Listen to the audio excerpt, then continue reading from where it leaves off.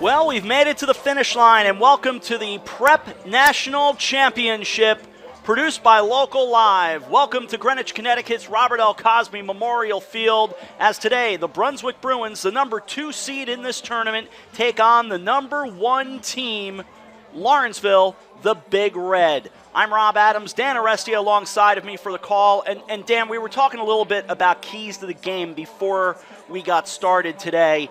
And you feel face-offs are a big part of it. I think face-offs are always going to be a part of it when it comes down to games of this caliber, teams of this caliber. It's about being efficient. It's about maximizing your opportunities with possessions and then making the most of those possessions. So I think if you're Brunswick, you're looking for a big day at the spot from Greenspan. The Notre Dame commit has been excellent for them. I think you need another big day from him here to try and make sure you control more of the ball than the very potent Lawrenceville offense does. Goalkeeping will be a part of the conversation as well. We'll get to all of that, but before we do anything, I think we're about to have our national anthem.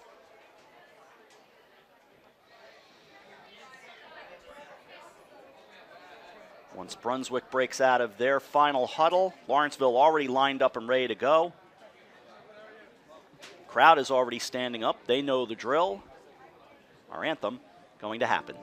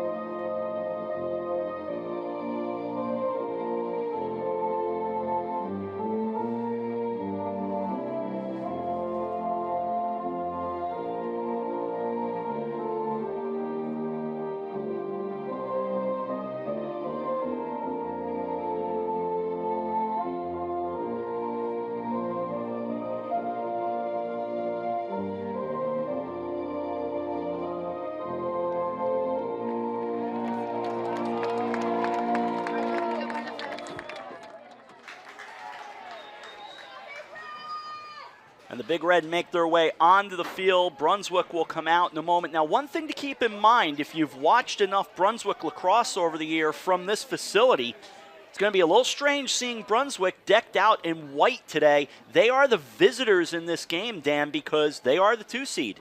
Yeah, they are in the white on white with the yellow numbers, the yellow helmets. It is a very nice look on a day like today. Beautiful outfit to wear for them to look good at. A little tough to read some numbers from distance, but that's okay. We know who these guys are. Not the worst numbers I've ever looked at for sure. I know some from Greenwich High School that still give me nightmares, but nonetheless, they come out onto the field. They'll be ready to go. And I alluded to the goaltending today. Tucker Williams, number 1. He has been the man in net all year for the Brunswick Bruins. And he's a big part of this game, obviously. On the other side, who's it going to be? Will it be the junior Timmy Piacentini heading to Cornell? Or will it be maybe the senior George Northrup, who we saw for a few minutes the other night? I know that's going to be a big factor in this game also.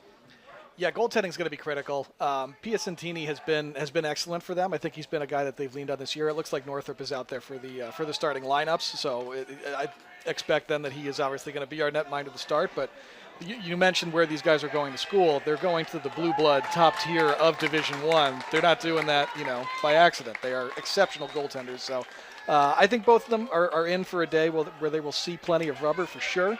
There's no shortage of excellent shooters on this Lawrenceville offense, and the same is true of Brunswick. I think you'll see guys like Delgado and Peyton Anderson get plenty of looks at goal today, so should be an exciting one. It's Piacentini down to our right, Williams to our left, a pair of number 1s, and away we go for the national championship. And a quick shot on net, score right off the top from Chris Mattia, the junior. It's 1-0, and that took 7 seconds. Yeah, if you were watching some Division I NCAA final or semifinal lacrosse yesterday, quarterfinal, you saw something like this. A face-off, A quick move to a point man on the offense, and then bang, a goal in just a few seconds. We mentioned faceoffs being critical. It's a great way to create instant offense, unsettled offense. And Lawrenceville just with a tone setter right out of the gate. Scrumming for the faceoff. It is picked up by Lawrenceville. The Big Red in the red tops with the black shorts like they were here on Friday night. So here's Mattia, 20 yards out. Joining him will be Robert Plath on defense for the Bruins, a junior. And now everything begins to settle in on this possession after the bull rush of the opening one. And we see Brunswick out looking like they're going to double pull the midfield here a little bit. Mikey Rooney charging in. He'll take the shot. That goes wide. Rooney, a junior from Hopewell Junction, New York, he's heading to BU. Yeah, you see Clark and Rawson both drawing pulls from Brunswick as matchups got shuffled there just to start the game a little bit. So we'll see how Brunswick decides to adapt their defense as the game goes on. There's plenty of players out there who deserve to be pulled, but you only get 4 at a time. So Brunswick will have to make some choices here. The Big Red knocking off Deerfield 16-8 on Friday night. And the Big Green hung in for a while in that game, but too much Big Red later on. Off the turnover, it'll be handled by the Bruins. They beat Salisbury 15-9 for the second Friday night in a row that the Bruins had to get past the Knights. Spinning around out near midfield, trying to get rid of it. That was Luke Mahalik, one of the captains for this Bruins squad. Luke going to Yale. And a long shot coming here from Hunter Spiess. That was blocked. And heads up high and out of play. That's a good save there, and something to watch there. Spiess is a player who is very willing to be involved in the transition. He will not just sit back and clear the ball and watch the midfield just do the work. He'll be part of the offense. You saw it there. Peyton Anderson down the left side. They'll go behind the net. Setting up with Jackson Wolfram, and I want to spend a moment on Jackson because we talked to his dad before the game today. First of all, he fed us, so that's one thing, but I got another little note on Jackson and his dad, Tyler. Thrown further out by the Bruins. They trail 1-0. Charging in, that is, of course, Tomas Delgado. He's heading to Duke. Looking, that is blocked and taken away off the save by the Big Red. The note I want to add, if you look to the northeast corner of this facility where the alumni gather, and we'll get to it after the transition as it's fed out, and a save made by Williams.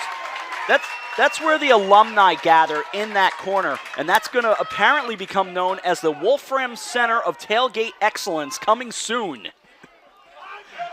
We get nothing but the good facts here as this shot goes off and to the far side of the field. Still 1-0, 9:22 to go in the first. I mean, if he fed you, he's earned it. It gets to be the Wolfram Center from now on, so good for him. Chicken parm, mac and cheese, meatball, and there were other sandwiches to be had, and an errant pass turns it over. Brunswick a little undisciplined right now to start. Yeah, nice to hear they're feeding you healthy up there, by the way. But yeah, the Brunswick, both teams a little bit here, I think are just kind of feeling each other out a little bit. In games like this, with this kind of atmosphere, it just takes a second to get settled in and get comfortable. You know, just get that first shot out, that first bit of contact, that first ground ball, just to kind of settle the nerves a little bit. So it's the Big Red now attacking with a 1-0 lead and 8:49 to go in the first quarter. Brunswick, the defending Prep National champions, as they won last year. This is only the second annual, so Brunswick trying to be the lone dog. But Lawrenceville trying to get their own, and they've got a second goal off Mikey Rooney. It's 2-0.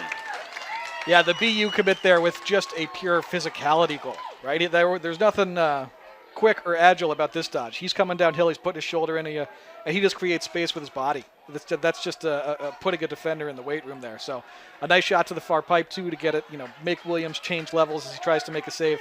But definitely just a pure strength kind of goal there from Mikey Rooney. I alluded to this on Friday night when the two teams met back on April 12th. Lawrenceville charged the field as if they had done something special, and they had, because there's no doubt that this was a significant victory for them at the time. Brunswick does get the face-off win, and they bring it right back with Greenspan. And that goes wide. He had a little contact from alongside of him. But 11-9, Lawrenceville won here, and they just would not go quietly, obviously. The The Bruins had a 5-4 lead at halftime of that game, but Lawrenceville too much too late. And it set Lawrenceville into becoming really the team that they have been all year, now at 18-1 on the season. And their name is right up there with the best teams in the country. I think I got to check with Ty, but I think the IL has them as number 1. They're number 1. Here's a bouncer off the try from Delgado. He gets it back and fires it to cut it to 2-1. Excellent effort from Delgado there. That first look is usually one that he cans. And frankly, I was surprised he didn't hit it because he is such a deadly shooter. That's what he does so well. But you see the athleticism here, right? He picks up that there's a rebound right away and is all over that ground ball. Kind of creates a little space for himself, puts it in the left hand and tucks it low and away, showing you that he is also a two-handed player. So, going to be a good one at the next level. And you said it, he does not normally miss on that first try, but the rebound was really important.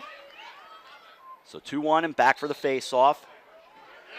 Simone and Greenspan, and it'll be the Bruins.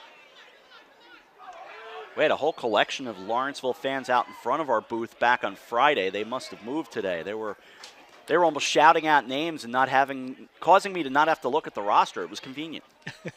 It's always nice to have. Oh, really? Handling the ball just there for a moment was Casey Quinson, who had 4 goals on Friday night and really, in my mind, played the best lacrosse I've seen him play this season. Yeah, he's not going to be a big part of the scout when you get ready to play Brunswick, but he is playing himself up the scout for sure. And he's turning and firing, and that is a save. So Piacentini able to deal with the Bruins early on here. Threads it out to the far side. Now 2-1, 7 minutes remaining in the first quarter of this championship game. Working through his ace Lumpris, a junior from Tallinn, Connecticut. He's going to Johns Hopkins. And again, as we said back on Friday, congratulations to everyone graduating and all these wonderful commitments. Yeah, no shortage of players at blue blood D1 schools and other schools across the country on the field here.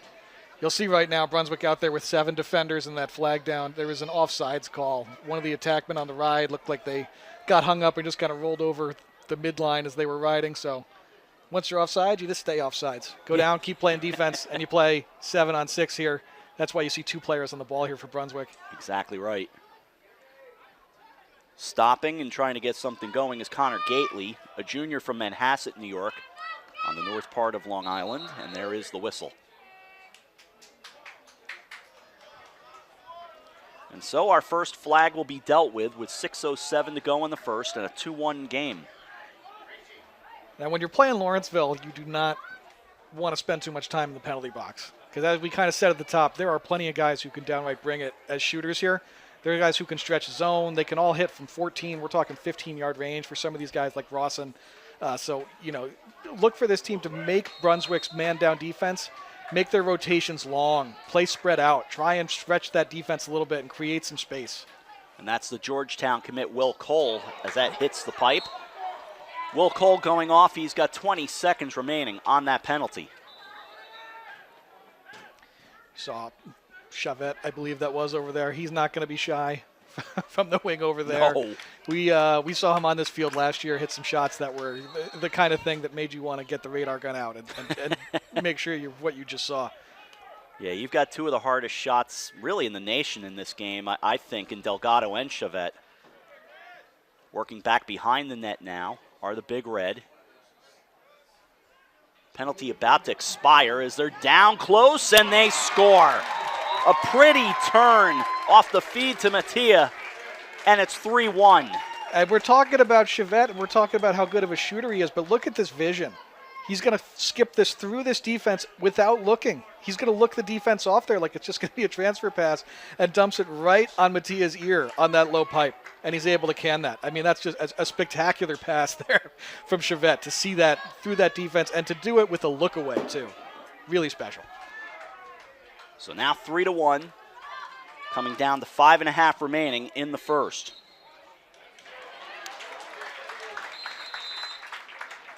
Face-off goes to the Bruins. It's back-to-back violations there for Lawrenceville. They have to be careful here now because you keep stacking up violations, you're going to put yourself in the penalty box.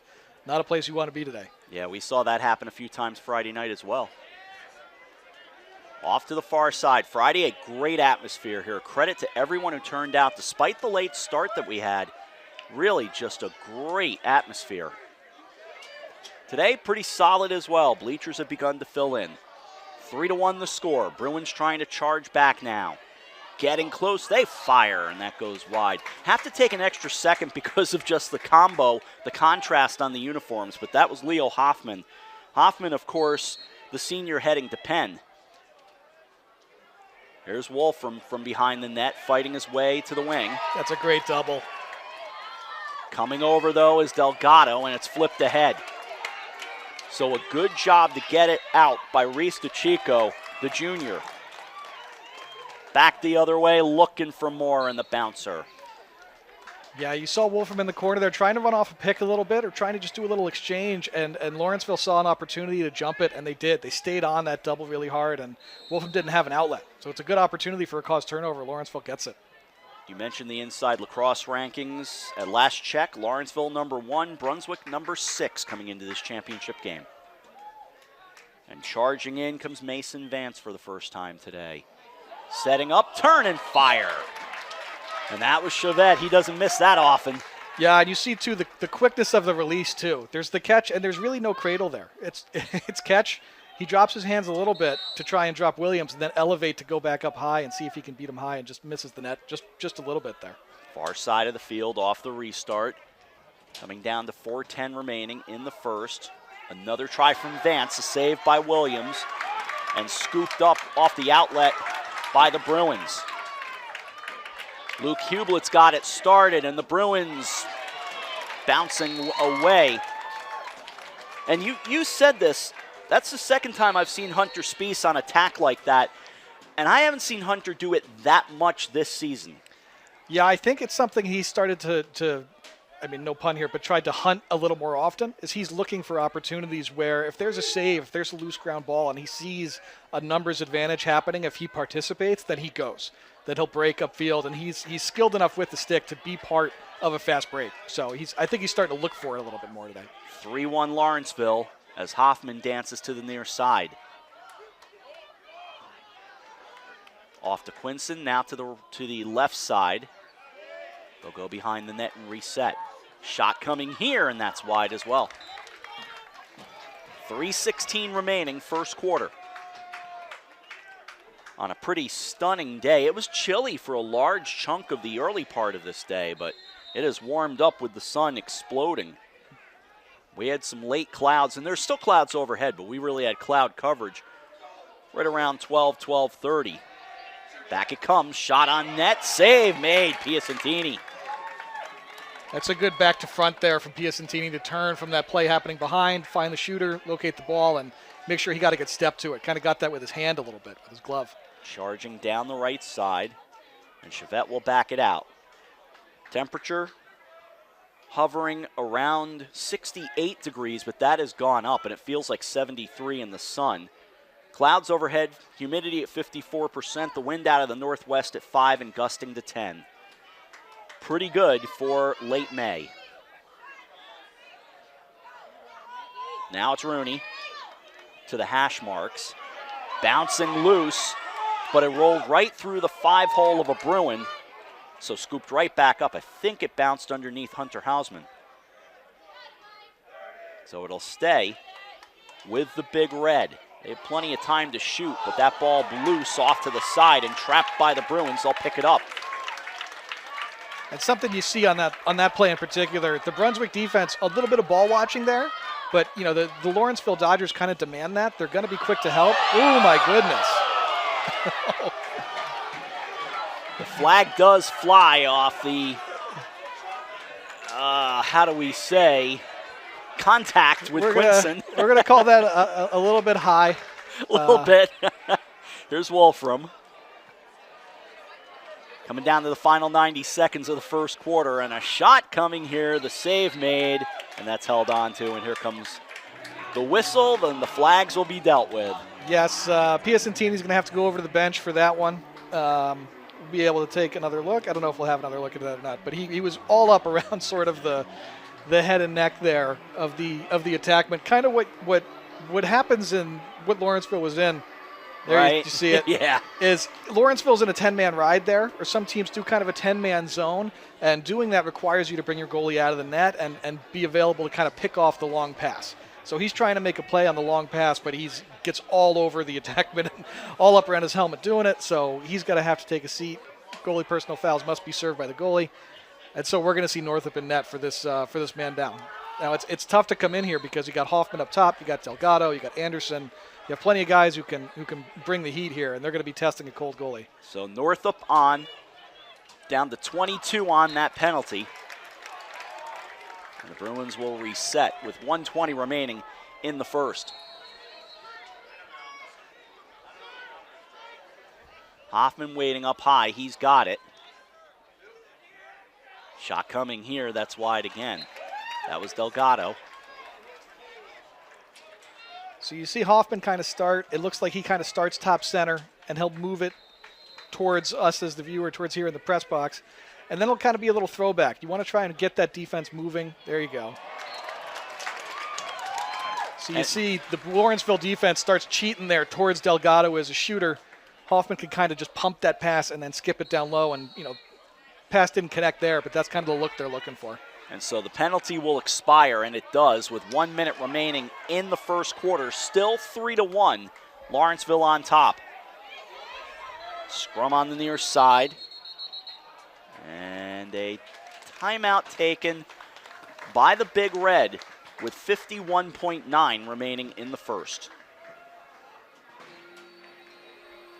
With a minute left here, you want to try and you're going to have the last shot of the quarter if you want it, right? You're not going to have to force anything. You can kind of set up what you want. You see 67 on the shot clock, so the shot clock can be off. But I think if you're Brunswick here, you want to make sure you come out in the matchups that you like. We've seen them double polling the midfield. You want to make sure you've got Rawson and Clark handled.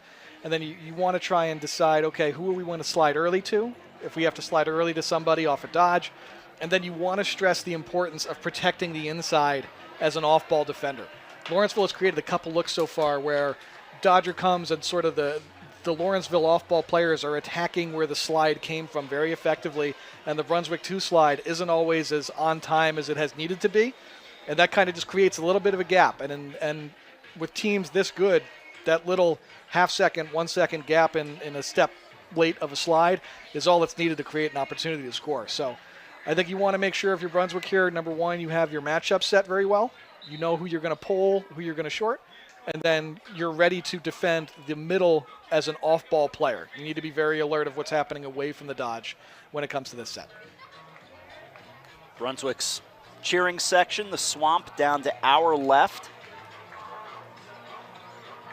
And it's a whiteout today. They went with the blackout on Friday night. A little bit of a longer drive for the Lawrenceville fans, but many of them here and decked out in red to our right. Off the restart. Vance backing out. Keeping an eye on him is Will Erdman. And Lawrenceville just letting the clock tick a little bit. They've got the time they want to start their offense at. It's just a little dummy dodge until you get to that time. So they're going to kind of run the clock down here to make sure they get that last look. To 25 we go in the first. 3-1 right now. Here comes Vance. Charging. Puts it on net and grabbed by Williams. Bruins in transition. Bringing it down with 7. To the left side they go, and that's wide with 4. A good look from Mahalik. And only 4.5 remaining in the first. Quick shot coming, and it's right on net. And the save made. And that is it for quarter number 1. Piacentini, by the way, back in net. After 1 in this Prep National Championship, Lawrenceville 3, Brunswick 1. Second quarter coming up. You're watching the 2023 Prep National Championships.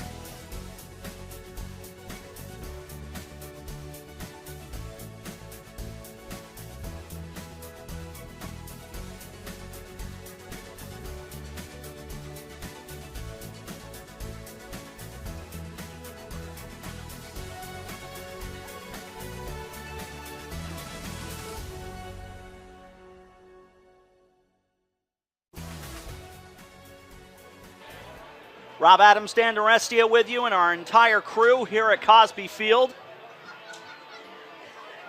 My buddy Gus up top on camera, who has worked with me all season, and he and I just wind up working together when we don't even know we're going to work together, and we just walk in and go, oh, it's you. Well, he's happy. The Yankees won today, so we go to the second quarter of this national championship game. The Prep Nationals in its second year, 3-1 Lawrenceville on top of Brunswick.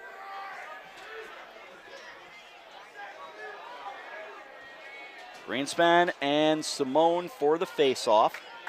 Simone heading to West Point. And he scoops it up as Lawrenceville will go from left to right. A good clean win for Simone there. After Greenspan had his number for a while there, we saw a couple violations. There were a couple just, good clean exits for Greenspan before that. So that's a good one to start the quarter there to feel better about. Try and change the tenor of the face-off spot a little bit. Ball on the near side, played by Chuck Rawson. First time we've mentioned Rawson's name today, and he's a factor also. This will come down on net and covered up. Williams had it, and then it kind of squirted loose. And that's Tucker Spees trying to run away with it, and it's immediately taken away by John Okupski of Lawrenceville. So they get it right back with 11:08 remaining in the first half. I think Rawson was able to kind of jar that rebound loose, and then it just became a ground ball battle for that Lawrenceville won. They had some opportunity there off the ground, but they were moving the ball quick. Brunswick was able to recover, though, and just kind of protect what they needed to. Rawson was thinking a sharp angle. Now he goes up a little further. And that ball bounces around, becomes a ground ball. And again, Lawrenceville right there to take it away. And spinning free is Rawson. Ultimately, the Bruins do get it. And Spees leaves it behind for Hublitz.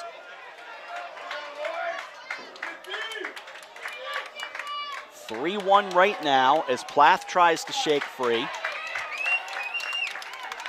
And Brunswick bringing it.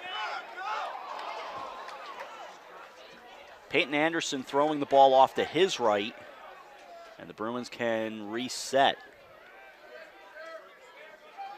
And Anderson's a guy we haven't, mentioned a ton yet, but, his versatility makes him such a weapon for these teams. He can play midfield, he can play attack.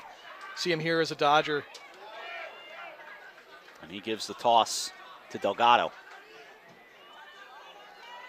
And Lawrenceville very anxious to get a pull to Delgado. Another member of the talented Delgado family here at Brunswick, which they have several families that just, I don't know how these families come up with all these great athletes, but it's remarkable, a credit. 3-1 right now, 17 to shoot for Brunswick. Trying to fight in as Quinson, nothing there. Shot coming here, and that's wide. There's 10 to shoot. And Lawrenceville's trying to sub here. The Brunswick, Hoffman was screaming to try and get them for a quick restart. Lawrenceville subbed a player there, even though Brunswick still had the ball. So you're playing with fire a little bit when you do that. Delgado to Hoffman. Feeding it down and just chipped behind from Quinson. And it's scooped up by Piacentini. 9:15 remaining, first half. And there's a little hint of tension here so far. That turnover goes to Spees, Dan. There's been a little bit of, as we're going to get Brunswick to the man up here, but the score line is 3-1 Lawrenceville. Brunswick has had plenty of chances in this game. Their offense has created looks. They've had some transition looks. They've either just shot poorly or it's been a save for Piacentini. So, if you're on that Wick sideline, you're feeling like, all right, stay the course and we'll be all right here. And Lawrenceville, mistakes like that on the clear, just a transfer pass gone awry that gets turned into a penalty. It's the kind of thing that changes the tone of a game. So Brunswick here on this man up. Again, we've talked about the shooters that Lawrenceville has. There's plenty out there for Brunswick. You're going to see Delgado here probably have a couple good looks at net. Anderson can shoot. Hoffman can shoot. So, we'll see kind of how Lawrenceville tries to slow play this if they can, or if they extend out to try and get in shooters' hands and be disruptive. Hunter Chavette off for 30 seconds from Shaker Heights, Ohio. And the shot there, score. So Brunswick back to one at 3-2. Excellent ball movement here. You see the speed of it, moving the ball from one side of the field to the other. Lawrenceville defense has to kind of come in off that backside, and the defenders are trying to just kind of keep up with where the ball is. It allows this opening to just skip the ball through. I believe that was Quince who scored it, and there's no way that they can kind of get back in, get back out. Their man down defense is just moving so quickly that, Brunswick is moving the ball faster than the man can move, and it results in a good open look. So it was ultimately Quince. I thought it was Wolfram for some reason. I couldn't. The numbers are getting me. I couldn't tell. I couldn't tell 2 or 3, but it's 3-2. I'll tell you that much. 8:33 remaining in the first half. If you're just joining us, Lawrenceville scored 7 seconds in, and they have not trailed. Game has in fact not even been tied, other than scoreless. Rawson on the near hash will leave it behind. Fumbled by Rooney, but he picks it right back up. Rooney down the hash. And a lot of Lawrenceville's looks in their recent offense have been something like that. An ISO dodge for a shot, a run by my man and just try and take an alley shot. There hasn't been as much created away from the ball. You kind of want to see them get back to that a little bit. Brunswick with 3 losses on the year, and 2 of them right here at Cosby Field. That doesn't happen very often. Chevette on the near side. Chevette looking for a lane. It'll stay with the Big Red. It was almost shocking considering Brunswick was the preseason #1 and they had never lost to the Darien Blue Wave. But the Wave beat them 12-11 back on April 6th over at Darien High School. The other losses were to Lawrenceville right here and to Taft 10-9 on April 19th. Mahalik comes away with it, charging back with 7:20 remaining in the first half. A great ground ball there from Mahalik. That had kind of fallen underneath, I believe, Chevette and Spiess there. He's able to kind of just get his stick in there and goose it out to himself, make a play off the sideline. Excellent athleticism there from Mahalik. Will Erdman will hand off. And Hudson Hausman thinking about playing catch, but it'll be Hausman himself, and that climbs the ladder a little too high. And that's a good look at the goal. Hausman didn't have anybody in his hands. He's a good, 12 yards away. That's fine to rip that, but, Brunswick needs to start putting some of these shots at range on net. Start testing Piacentini a little more. Big hit behind the net. Goes back to Wolfram, and it was Quinson. And Casey plays a little hockey, so he knows about delivering the checks. And the officials say, all right, let's stop everything right there. Lawrenceville at one point was 1-1. They beat Calvert Hall 16-9, but they lost to Boys Latin 9-6. They have only won 17 in a row. It looked like they stopped it. The near official was signaling to reset the shot clock to 80, and it just kept ticking away. I think they had to stop it to try and get the clock sorted out here. So it looks like it's set to 80 now. We got it right, and it looks like Anderson will get it started down there. And it's ticking away. 6:35 remaining in the first half. 3-2 in a defensive battle so far. And a battle of, let's be honest, missing the net. Some shots are just going off the mark. Yeah, we've seen plenty of shooting. We're just not hitting the net, or the goalies have been up to it. So, you kind of want to see teams maybe just try and, get that ball in a better spot or get a higher angle or just a better percentage look. But you don't want to discourage them from shooting either when you have guys who can shoot like they can. Far side, back to Erdman. Erdman 25 yards out. Begins to charge in to get around Reese Chico, but it doesn't matter. The Bruins have tied it up. A nice, just little right to right kind of hitch and go here from Erdman. You see him just kind of run off a little bit of just kind of the help defender just not being there right in his face quickly enough. You want your slide guy, especially for Dodgers like Erdman, guys who are going to be primary initiators, to slide a little bit earlier. Lawrenceville has been a little bit hesitant to slide and wanting to stay on some other player's hands. So, Erdman, if he's able to get free down the alley, you don't have a man in his face, he's going to let it go. Makes Lawrenceville pay. And the senior Erdman bound for Virginia. And Delgado scoops it up off the face-off. He'll leave it for Spiess. Spiess firing and right out in front. This is going to make the lower school crowd on the bluff to our left on that little hill. Spiess again, cheating over the midfield line there, getting lost in the sub game. Lawrenceville isn't finding him, and he's got to step in and shoot. Here's Hoffman. Hoffman for the lead. By the way, the folks sitting out in front of the lower school, there's a little gymnasium and some other rooms on the levels of that building to our left. It's a Brunswick tradition to stencil in the uniform numbers of all the seniors. So that's the numbers those folks are sitting on over there for every sport. Fed down low, right out in front, and the Bruins have taken the lead for the first time today. Yeah, I believe that's just a nice dodge, kind of up from underneath from Hoffman here on the near side, I believe it was, and then just a little skip across. You'll see, yeah, this is Hoffman kind of coming upfield here. The help's there right away, and just a skip across to the front. I can't quite make out the number, but I believe it was Cole, 31, who scored. I think it was Cole, yeah. So he's able to just kind of come down. As that slide comes towards Hoffman, the backside help defender has to come to the middle to protect the crease. Cole can kind of step down to the far pipe, right on the doorstep there, and Hoffman knows to look for him. A 4-3 lead now for Brunswick, and another face-off win as Spies comes away with it.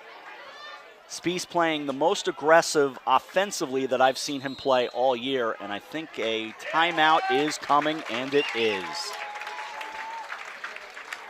5:28 remaining in the first half, and Brunswick with their first lead at 4-3.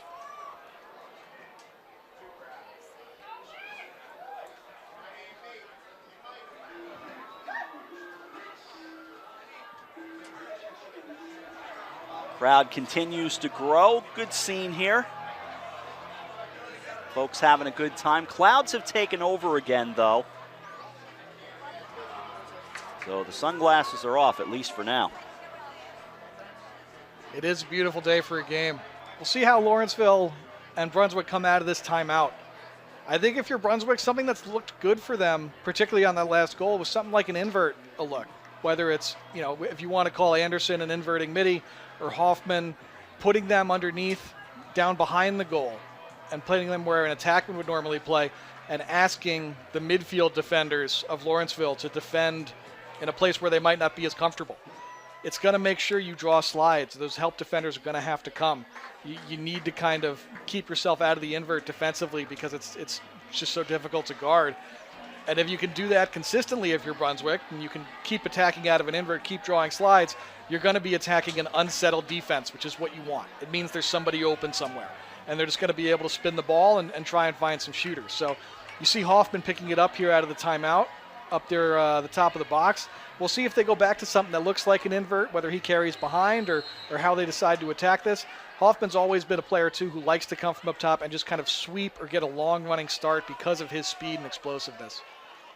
The senior Quentin Kilrain from Purcellville, Virginia, heading to Johns Hopkins, is the one guarding him, and down he comes.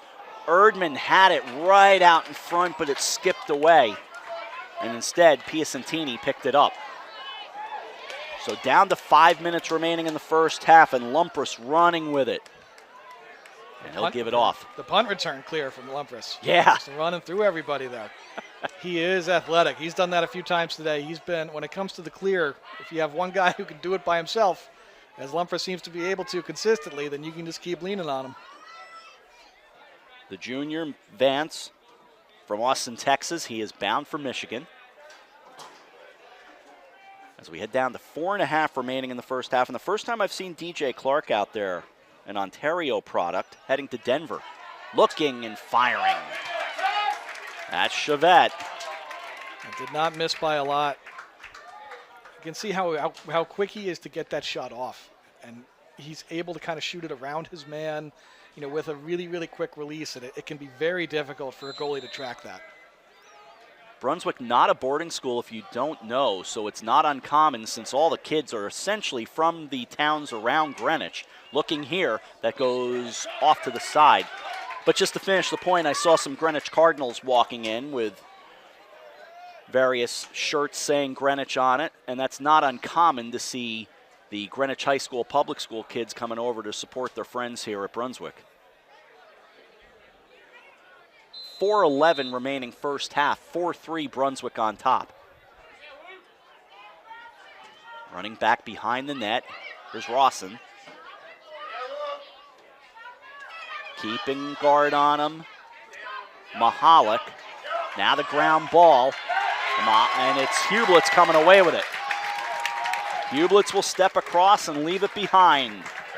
And Erdman from the near hash. Clark on him. Off to Hausman, and it looks like Brunswick wants a break.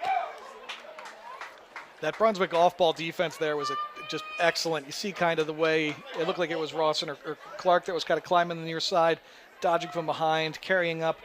And he's looking across to try and find that place on the backside where the defense is helping from, to try and find maybe that open man as a help defender comes to him. But the Brunswick defense is rotating quickly enough that window just isn't open. As soon as that ball got there, you saw a couple of sticks, including Hublitz, just all over it and putting that ball on the ground, starting transition the other way. So Lawrenceville's going to need to find a way to unsettle this Brunswick defense a little more and see if they can, make those slides a little bit longer, make them a little more difficult, so that when that help defender comes and the defense has to rotate, they have to cover a lot of ground. It kind of creates more of an opportunity, more time for you as an offense to move the ball into a shooter's hands who's going to have a good look at the goal with some time and room. Lawrenceville hasn't had a good time and room shot in basically since the beginning of the game, since the early parts of the first quarter. So you want to try and stretch that defense a little bit further if you can, with shooters if possible. If you can get a Chevette or a Rawson to get a good look from range and stretch that defense that way, demand sticks and hands, then that helps.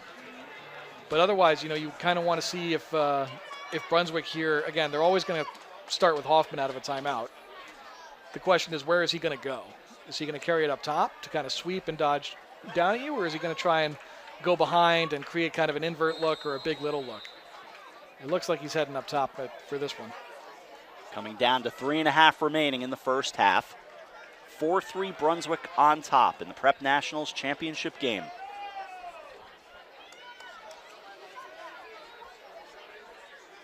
And Hoffman in no rush. Kilrain hanging out nearby, giving him a 3 or 4 yard advantage.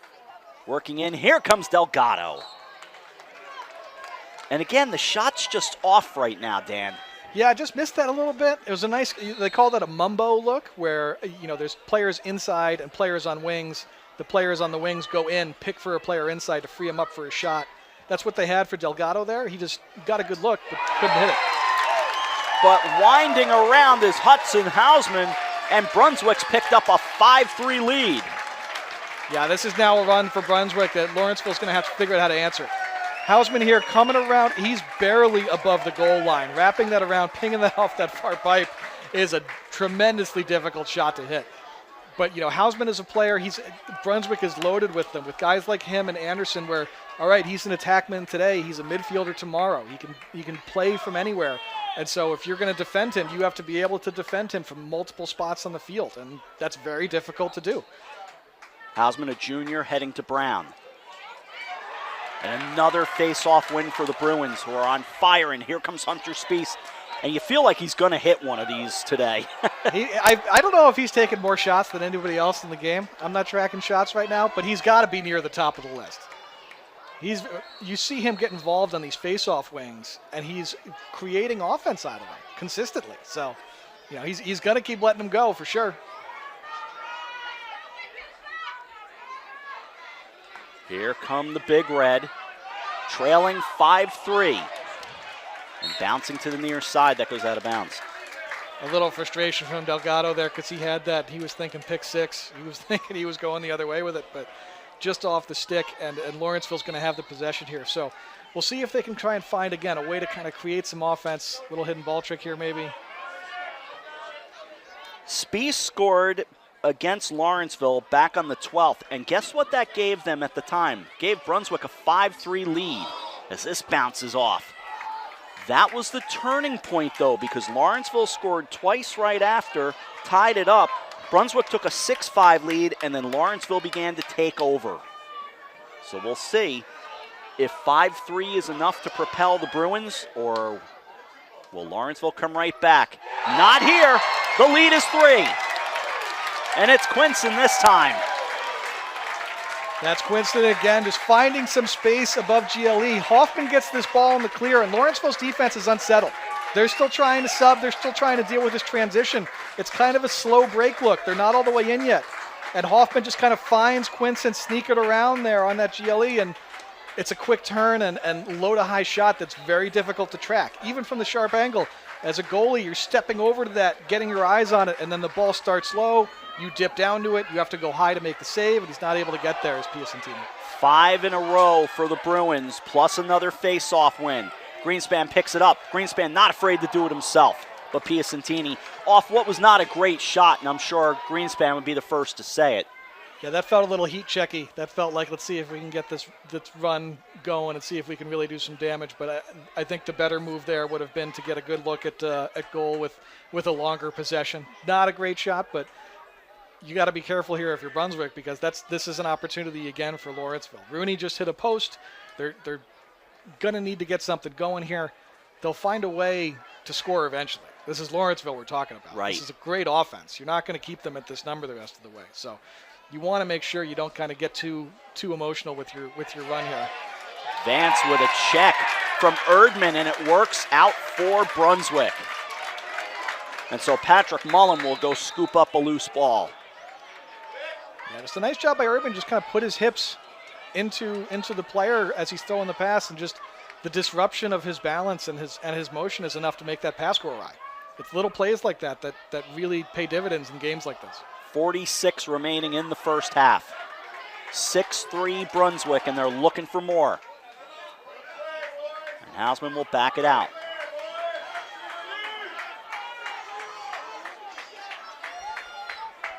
Slowing it down to a half-minute remaining in the first half. Hoffman on the near side. Down to 20. Brunswick will get the last look here if they want it. Hausman with a hop step. Gives it off. Back it comes. Hoffman shooting. Pinballing high with 7 remaining. Who's going to get it? It's the Bruins. Time running out. It's Erdman ahead. Save made. Ball sitting there, and the half comes to an end. What a finish in the first half. An unbelievable save from Piacentini to ice this. Erdman catches that ball out of the air, which is very hard to do, and finds that skip down low. You see time for a head fake. Piacentini doesn't go for the stick fake. He doesn't go down with the head fake. He doesn't just follow the eyes. He tracks that ball and stuffs it, and that is a massive play for Lawrenceville, because a goal there is a juice goal like you wouldn't believe for the Bruins. So a huge, unbelievable save for Piacentini there to close the half, and that was that was something else. I can't believe it. And the Bruins take a 5-0 advantage in the second quarter, and they lead 6-3 at the break. And unlike Friday, both teams heading off into the locker rooms to collect their thoughts. We are at halftime of the Prep Nationals Championship game, and the score here at Brunswick, the Bruins of Brunswick 6 and the Lawrenceville Big Red 3. We'll see you in about 9 minutes for the second half. You're watching the 2023 Prep Nationals Championship.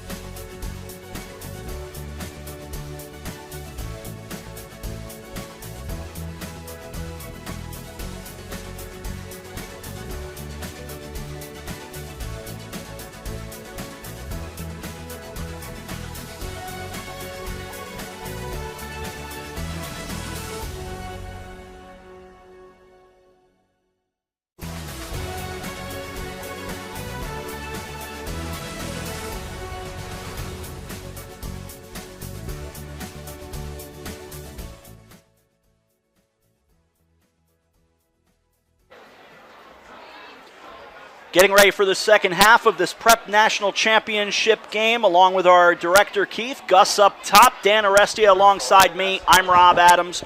Glad you're along. It is 6-3 Brunswick on top of Lawrenceville at halftime, and still a couple of minutes before the second half begins, but what a second quarter for the Brunswick Bruins as they had outscored the Big Red 5-0, but as you and I talked about off the air, it's that last that last save that kind of kept things in an interesting spot. Yeah, Piacentini makes an incredible save right at the buzzer to close the half. And if he doesn't make that save, it's an unreal juice goal. Brunswick is going in off a six goal run. You know, they're up 4. They're sprinting to the locker room at halftime. But that save grounds them a little bit. It picks Lawrenceville up a lot. It says, all right, goalie's bailing us out here. Come on, let's pick up our goalie. Let's get things going. It is a save that totally changes the dynamic of the game. So I think, coming out, you want to see Lawrenceville get back to some of the things that maybe worked for them early. They kind of had some early transition, right? They scored their first goal of the game off the face-off, early offense, laser, goal. You saw an early goal from Maury as well that was like, he put his shoulder into his man in early offense, got a quick shot, put it on net. Kind of since then, Lawrenceville has been content to sub their guys on, play a little slower on offense. I think they could do with picking up the pace a little bit. And for Brunswick, I think you kind of got to just stay the course. You're feeling pretty good. That 5-goal run was looking smooth. Hoffman was a major catalyst of it. He was dodging from all parts of the field and drawing slides, consistently as you would expect him to do. And then he's making that good feed. Lawrenceville, I think, needs to look at trying to cut that feed and make him make more than one pass. Turn Leo Hoffman into a hockey assist guy rather than your primary assist guy. Make him move the ball a bunch of times. Make Brunswick really move it to beat you. So I think Brunswick's trying to keep with what they've had going. I think Hausman has been good. I think Hoffman has obviously been an offensive catalyst for them. And I think the face-off X seems like it's going their way pretty well. And if you're Lawrenceville, I think you want to try and get Rawson involved. You want to try and get Clark involved. I don't think we've seen much of him, get so far today. You want to try and get back to some of your big weapons and really try and make something happen with them. 6 different goal scorers as of at least right now, according to the scorecard for Brunswick. And, I mean, when you're distributing like that, you can be a very dangerous team.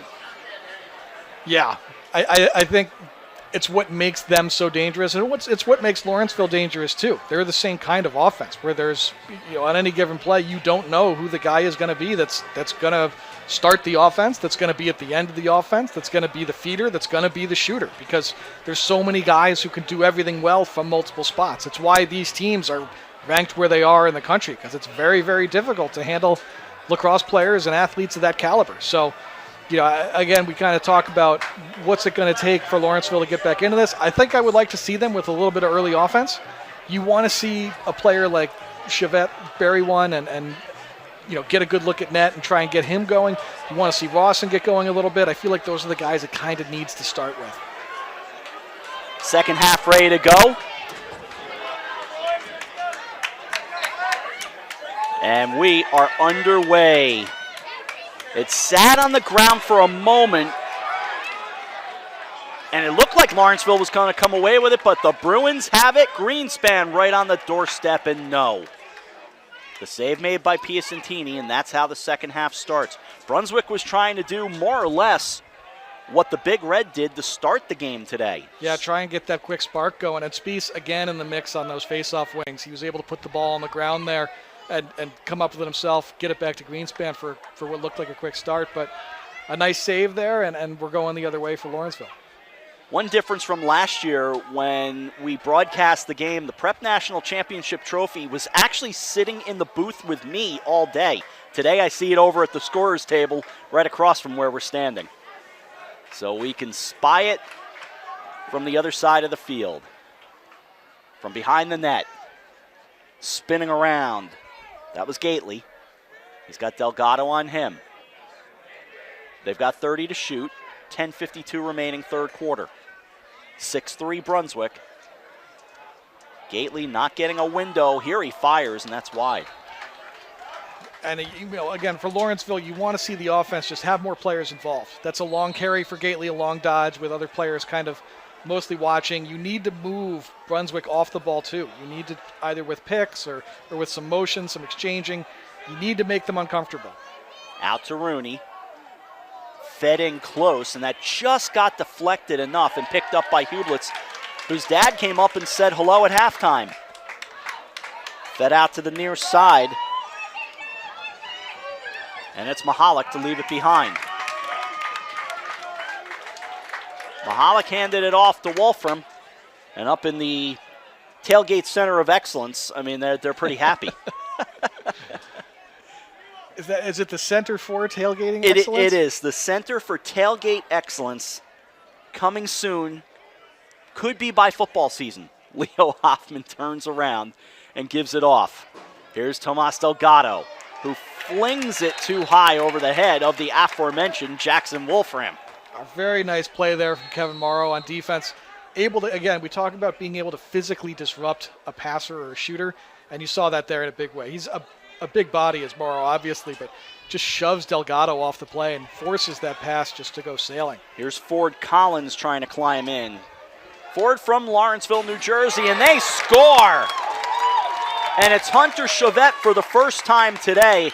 And did Lawrenceville need that? It's 6-4. And this is just kind of a glimpse of what makes him special. You see him, he receives this ball, and it's just one little step, get upfield, my hands are free, rip, low to high. And the way he shoots, you can see, Andy Shea and the Bulldogs there up at Yale are getting a good one, a lefty laser from low to high from Chavette there. It's so quick the way he releases the ball, and he's got his entire body behind it. He will be an outstanding Bulldog for sure, and a face-off win, so a little momentum building for the Big Red.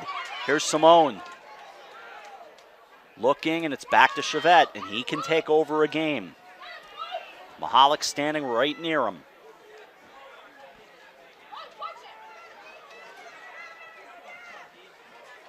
And now left behind for Clark. 9 minutes remaining, third quarter, 6-4 Brunswick. After a 5-0 run.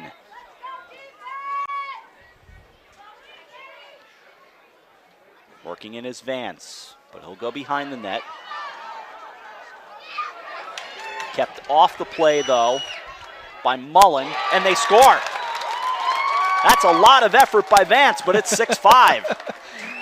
I keep bemoaning the ISO kind of ball that Lawrenceville plays, but look, if you can ISO this well with your players, why not do it? So you see Vance just he carries it around, just takes him for a long run, and ultimately gets to the middle of the field. And the Brunswick defense, it felt like kind of just felt okay about not sliding there as much. And you saw kind of Mullen on the ball, and Brunswick defense is saying we don't need to go, it's all right, and then shot.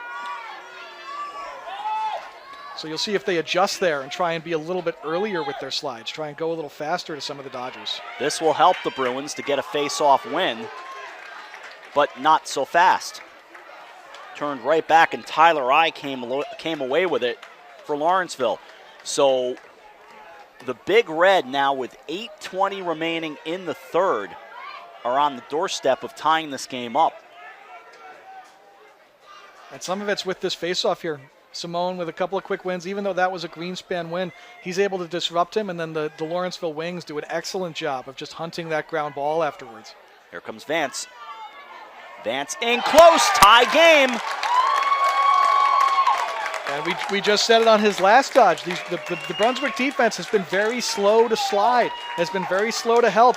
You'll see he just gets underneath, and the angle here is sharp, but that defender never really comes. He just kind of sits there and looks to maybe cut on their, defend the transfer pass a little bit, but Brunswick's going to have to adjust here. They're going to have to either start looking to slide more or adjusting matchups in some way, because that's two quick ones for Vance. That one was a little bit easy for him, to be honest. Got underneath, got the angle he wanted. He's able to put that by Williams. You need to have somebody in his face. That one goes to Brunswick. So it'll be Brunswick ball. 7:55 remaining in a new game. We're tied up at 6. And what were Dan and I saying right at halftime? Don't think this game is over. 3 quick goals, and that ball right back on the turf, picked up by the Bruins. And swatted away from Erdman, stick and ball. but kicked back, and Spies gets it. And Spies will give it to Jackson Wolfram. Some really good effort there from Tyler I of Lawrenceville. He was hunting that turnover from the moment the faceoff happened. He was looking double off of the sub play. He was able to chase the ball down and put it on the ground not once but twice. Lawrenceville just couldn't quite come up with the GB, but still good effort there from Tyler I to make that happen. So Anderson leaves it aside. Here's Hoffman. Hoffman backs it out. He's got Collins on him. Hoffman with a shorty. Lawrenceville needs to be ready to slide early here. Hoffman, this is a matchup he can and is probably going to win. 6-6, third quarter, 6:52 remaining in it. Hoffman with 11 to shoot. They get close. They score. Yeah, from the moment that matchup got switched and you see Hoffman with a shorty, you know he's going to be initiating, right? He's going to take that dodge. So he sort of dummies into it a little bit. He sort of attacks that short stick D-midi and is able to draw that slide because Lawrenceville knows they have to respect him as a shooter too. You see that slide come very early. And that two slide, it just comes off the post just a little bit. And that's all the space, again, that Hoffman needs to make that pass work and get it in down there to Cole, who scores. And the Bruins not panicking after giving up the 3 straight. They regain the lead off the Will Cole goal to make it 7-6. Here a win for Simone. Simone in the big red from right to left, trying to tie it right back up. So the drama, the tension building here at Cosby Field. 6.5 remaining in the third. As DJ Clark 30 yards out. Advance to his right to Rawson. And Chuck Rawson has not been a factor so far, at least in terms of goal scoring. Here, close, score, tie game. That's Gately. Gately with a really nice sort of right to left split down the alley there. You know, we talk about Rawson and Clark not being involved, but you look at the other players. Gately it's a great move to free his hands. He absolutely dusts his man and has enough time there to put his stick back in his right hand, increase his angle by bringing his stick back upfield, and then he fools Williams. You can see Williams sort of read that like it was going to go high and only had a shot to kind of close his legs a little bit to try and close the 5-hole, but couldn't get there in time. So a great individual play from Gately, who, you know, we talk again, Ross and Clark haven't been as involved, but there's another group of players out there for Lawrenceville who are all very, very deadly. And this one picked off by the Big Red. So 7-7, under 6 remaining in the third. Mattia on the near side, Plath on him.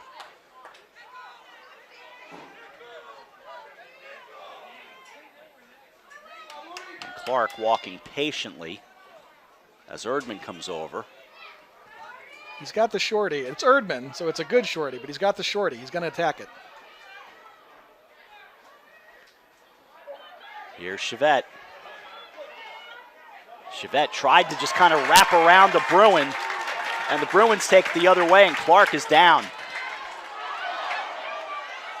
Ball comes loose. Clark is still down at the other end as Wolfram comes up with it. Clark up walking under his own power, trying to trot it off. And a shot coming here from Patrick Mullen to bounce it home. It's 8-7 Brunswick.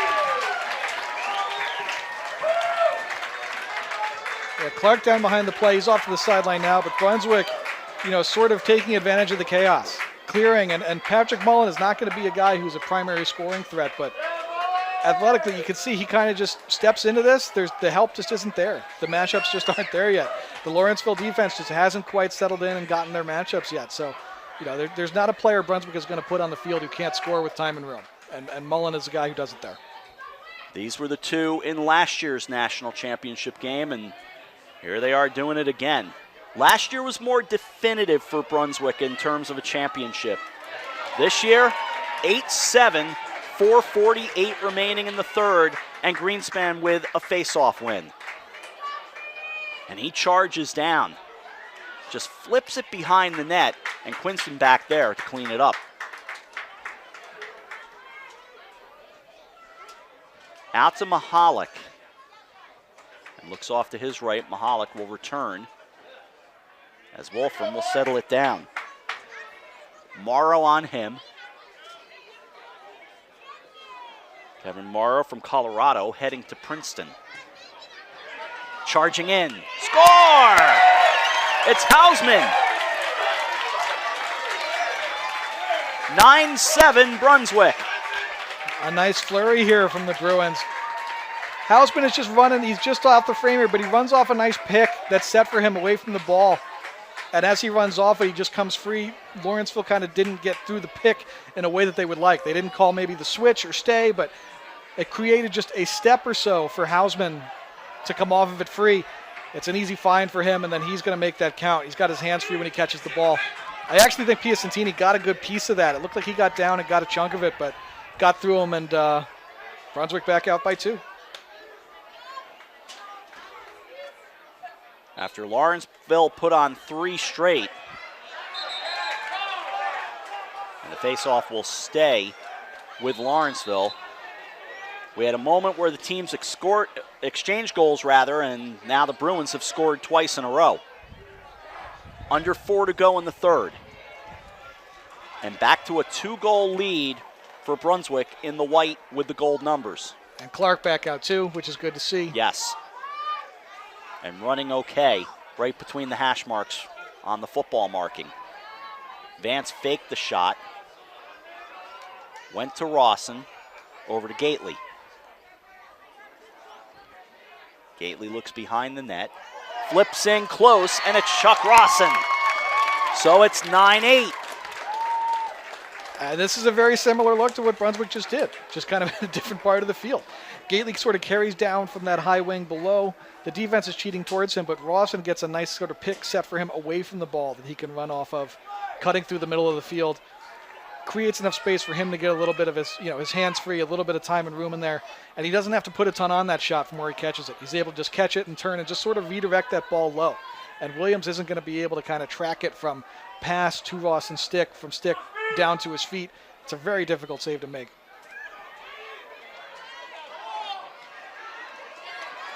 Simone comes up with the loose ball from the faceoff.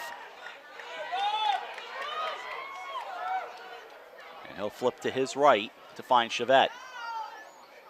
Back it goes. Feeding out high. In close, fake tie. A lot of things going on there, but it's Gately to make it 9-9. That is a excellent play there from Tyler Rye. You kind of see him receive this ball. He's calling for it here, and he's ready to shoot this. And look at Brunswick collapse on him, but a little sort of fake shot and then just a dump down low. Nice little look down low. Gately has time there to throw as many fakes as he wants, moves Williams and puts it by him. That is an excellent play from Tyler Rye to draw that and just handle the pressure of that defense collapsing at him as a long pole and dump it down low to Gately.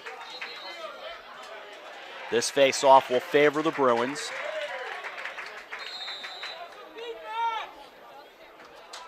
Coming down to 3 minutes remaining in the third.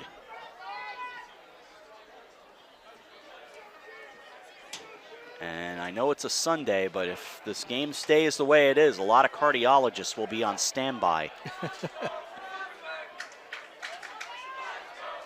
Between the fact that it is the championship game and what has become a bit of a rivalry between these two. Here's the spin and the fire.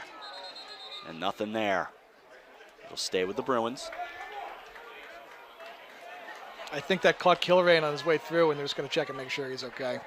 Yeah, he doubled over for a moment. That hurts. He's still walking it off. Don't rub it. Here's Hoffman. He's got eye on him. Charging in is Hoffman. Hoffman finds a lane and fired that too high. That actually got stuck over in a fence, I think. No, that's bad news for somebody's car if that made the fence. Yeah. I don't think it got through the fence. That's the good news. And, yep, it got tossed right back onto the field. Somebody was standing nearby. Bruins have it. Shot coming here. They've got it. Casey Quinson gives the Bruins the lead again. It's 10-9. And this has been kind of just a piece of Brunswick's bread and butter offense all year. There's this big sweeping dodge across the top that draws help, and it's just kind of this one more pass to the near wing where there's an exchange that's going to free some hands. And Quinson just kind of is able to step upfield, away from a help defender, make that help slide very, very long. A guy can't get there in time, and he's able to just kind of turn and shoot that high. Changing levels again. We've seen a lot of the successful shots today be shots to change levels. Quinson there going low to high. This face-off ultimately controlled by the Bruins. Now the Bruins get it back as Lawrenceville had it. It gets knocked loose, picked up by Wolfram. He flails. It comes over, and another goal for the Bruins.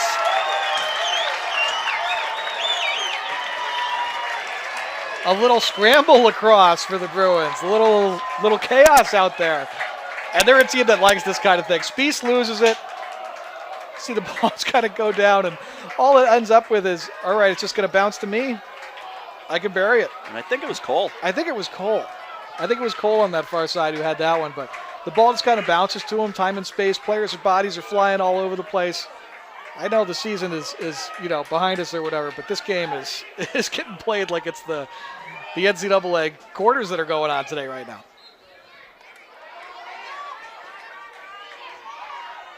Greenspan picks that one up. A flag does fly, a couple in fact. Greenspan is in fact down on the turf as Plath brings it forward for Brunswick. Wolfram will leave it behind. Greenspan still down. His helmet came off down there. They won't stop it because it's behind the play, but he has made his way off the field and off his own power, and he's fine. In fact, he took a glove off and threw it. 1:17 remaining in the third, 11-9 Brunswick. There are multiple flags on the field. It's Hausman with it right now. We have only seen, I believe, just 30-second penalties throughout this game. I don't think we've seen anything more than that. We have not seen more than the minute variety. We had an offsides, we had a hold, and I think maybe we had a push. I think that's it. I think that's about it. You're right. This will be more than 30 seconds. 48 remaining in the third, 16 to shoot. Hausman dodging, brings along, it's Delgado. They play catch, and it's down to 9 to shoot. Hausman pops it way up. This will likely bring on the whistle one way or the other, and there it is. Shot clock had expired anyway. 29.7 to go in the third. And the question here is going to be how much time is given for the hit on Greenspan, and are you locking it in for full time or not? Fans are going to want it to be locked in full time because, I mean, his helmet came off. They're going to be looking for the contact to the head.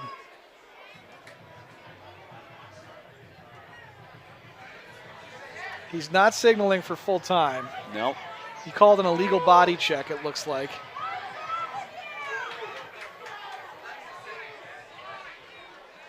They gave a minute. They gave him the minute for the illegal body check, but they did not lock it in for the helmet contact. It's on the junior Reese DeChico. So 30 seconds left here. Sometimes when you have the ball and a man up, you want to just hold it and hold possession. We'll see if they decide to do that. It looks like they'll be content to do that. Hoffman's just going to stand here. If you're a man up when the quarter ends and you have possession of the ball, there will be no face-off to start the fourth quarter. So Brunswick will begin the fourth quarter with 30 seconds of man-up time. So Hoffman looks like he'll just stand there and kill the rest of the quarter. And that's exactly what he's doing, down to 9. Now a little pressure provided. As Jimmy Manley came up, we're down to 2, down to 1. Kind of a ho-hum end to the third quarter, but boy, the fourth quarter should be fun. It was a 3-goal lead for Brunswick at halftime. It's a 2-goal lead with 1 quarter left in the season. 11-9 Brunswick, the Prep National Championship fourth quarter coming up in just a moment.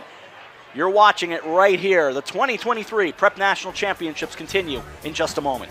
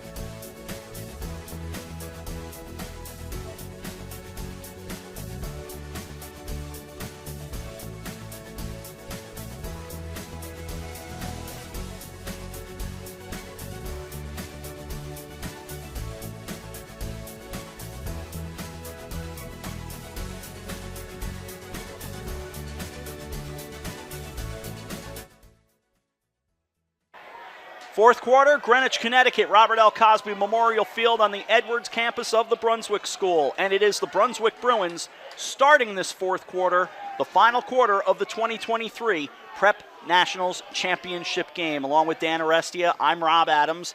Thanks for hanging out with us all Sunday. And the Brunswick Bruins an 11-9 lead on the Big Red of Lawrenceville. As Dan said, with the penalty still on, 31 seconds remaining, no face-off to start the fourth quarter, so it'll be Bruin ball to get it going.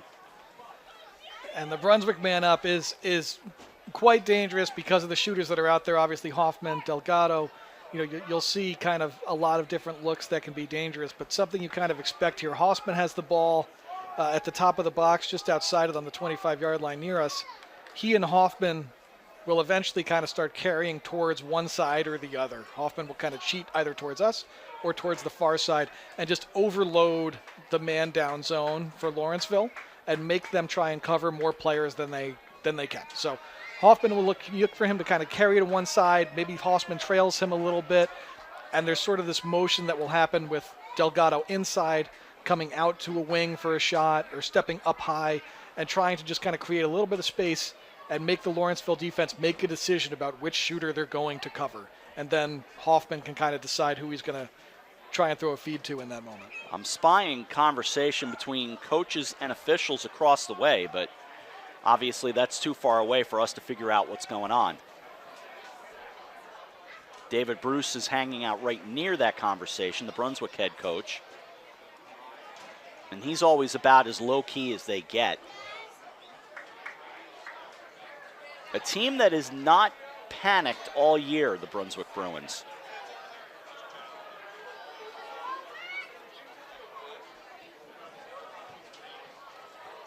So a little bit of a delay starting the fourth quarter. I don't know if... I am not sure what they are talking about. Scoreboard looks fine, so I don't think it's a shot clock issue.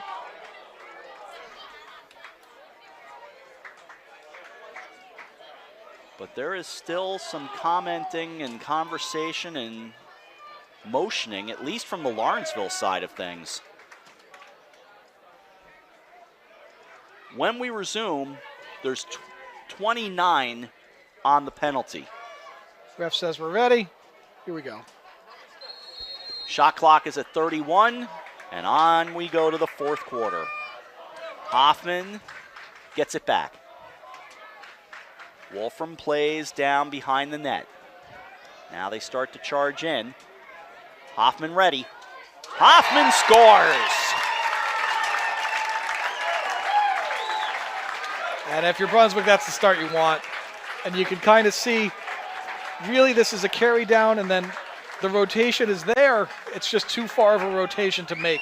That defender's kind of hanging out in the middle, cheating maybe towards Hosman, looking for the one more pass. But Hoffman is, as much as he's playing the point and can be a distributor, is an excellent shooter too. And I know he's watching, so as Ty Zanders would love to say, that high bouncer will go. That high bouncer did go. So an excellent shot there from Hoffman.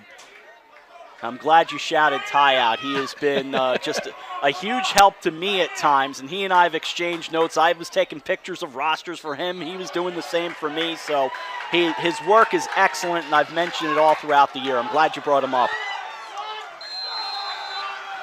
Away we go deeper into the fourth quarter, and now Brunswick up 3 with 11:37 to go to the championship. But Lawrenceville not going to go away quietly by any stretch. Yeah, Lawrenceville has the ability to score goals quick. There's plenty of shooters, there's plenty of dodgers, dangerous players out there. And we saw that in the third quarter when the Bruins did have a 3-goal lead. As Mason Vance trying to climb in, sprinting and looking for that lane. Rawson back. Behind the net it goes. Mattia had the first goal of the game.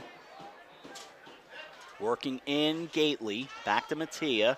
Thinking wraparound, goes flying wide.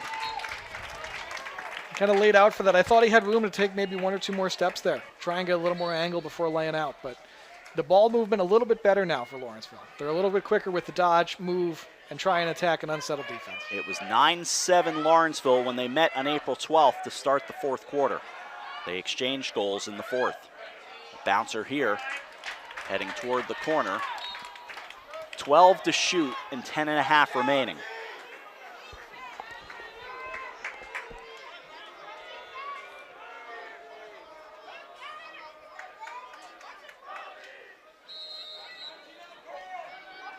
Mattia with Hublitz on him. Here's Chevette. And for Hunter Chevette, that's about as bad a shot as you'll ever see him take. Yeah, he rushed that usually one. miss big. You saw him kind of just look skyward after that, like what happened. I don't know if the ball kind of slipped out or what, but that went well wide, and he might have had to rush it because of the shot clock winding down. Right. You see kind of Lawrenceville have to dump it here, and he didn't get to kind of, get his wrists into it as much as he usually might. Yeah, I think that was as much a product of the shot clock as anything else. And right back it goes, and right in it goes.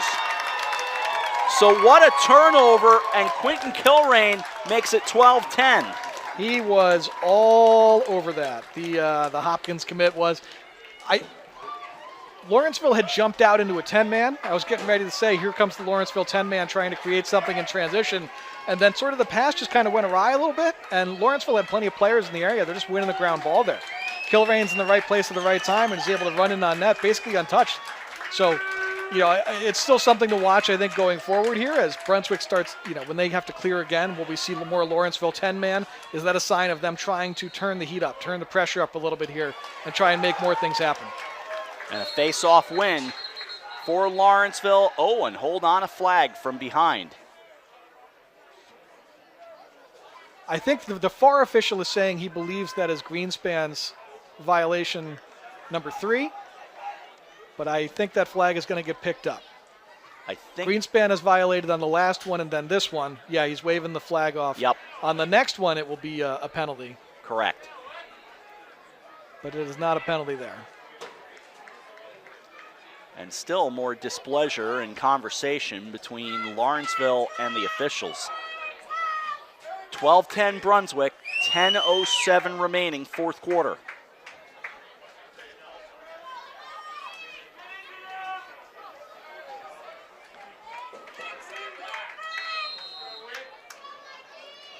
And on we go.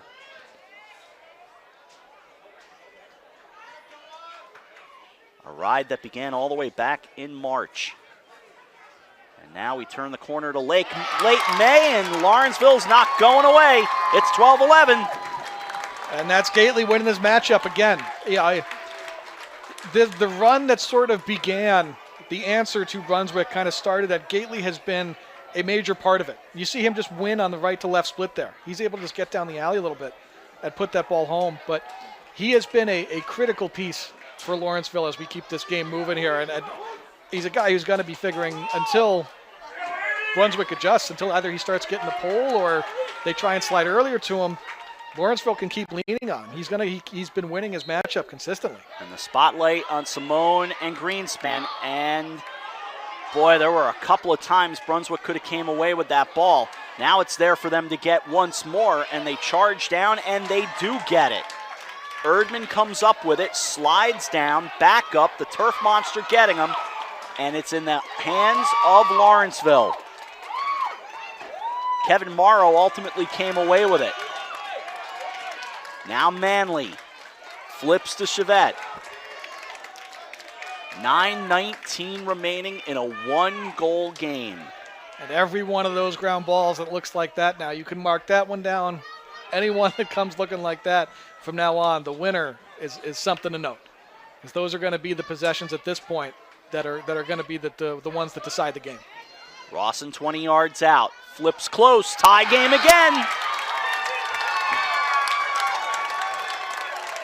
It's Clark for the first time. It is now 12-12 with under 9 to go. Two guys we've been waiting to put their fingerprints on this game just did it together. Rawson here, getting downhill off that pick. His defender's not into him. Can't get hands into him because of that pick that's there. And Clark is able to just kind of sneak along goal line, gets lost in sort of the help defense that's coming, and he's going to finish that. He's just too crafty, his hands are too good. I can't believe this game is tied right now. I can't either. This has been some kind of game we're seeing today. A game that was only 3-1 at the end of the first quarter. Greenspan does pick up the faceoff. Works ahead to Delgado. 12-12 the score. Oh, and it sat right out in front. Off the save, Piacentini picks it up. That's a big save there from Piacentini. A good look from Delgado. He sort of reads that well, that transition opportunity. He doesn't get stops. Nobody slides to him. He keeps going. And he gets that shot where it needs to be. But Piacentini gets down and gets over to that, kind of to his off hip, really, really well to make that stop. Lawrenceville from the central New Jersey area. 8:19 remaining. They're trying to really, in some ways, try to wrap up what could be a true national championship, depending on polls. 8:08 to go here in the third. Rawson. Gately. Oh, that hits the pole. All the way back out toward midfield. Rawson picks it up. And they're going to rule he stepped over. That was very close.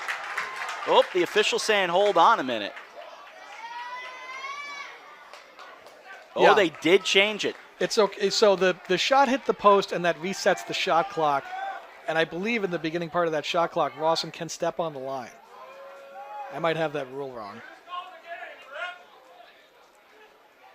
But they're going to talk about this, it looks like. But the call there was they whistled Rawson for going over and back, for winning that ground ball on this side after the shot, and then stepping on the midfield line, which would be like an over and back in basketball.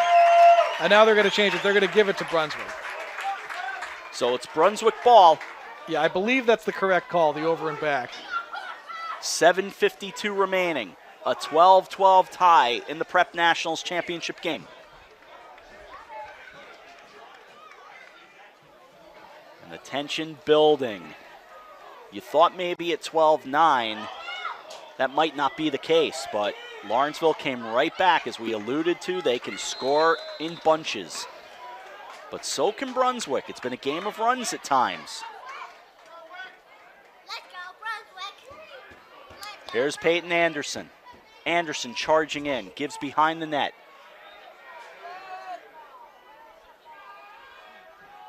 Setting up back there. Hausman. A lot of these similar actions now Brunswick has done a lot of with this pick for the ball carrier behind, and there's a mirroring pick on the inside to free a cutter. Nice and close for Hausman, but somehow that got knocked away and picked up by the Big Red, but it bounces. Sits on the near side. Spies just worked it, but it's picked up again by the Big Red. To Connor Gately it goes with 7:03 remaining in the fourth quarter. And things just bouncing Lawrenceville's way here a little bit. A nice save there, and they get it cleared. And then how often does Hunter Spies not pick up that ground ball? That's right. You roll that to him 99 times, he's going to pick it up 98 of them. So Rawson 30 yards out. Trotting in, trying to get around Mahalik. Looking over toward Vance. Vance's shot. To 6:34 in a tie game. So Mattia will get it going. Hublitz is back there with him. A cry of defense from a fairly nervous Brunswick Swamp.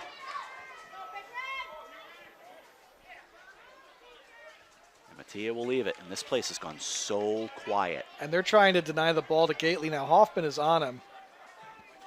It's Gately. It's Gately for the lead, but it's behind the net. Oh, they tried to feed it inside to Vance. And Brunswick will get it.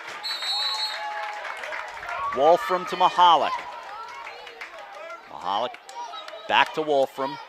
Leaves it for Hausman. Hausman trying to fight his way in.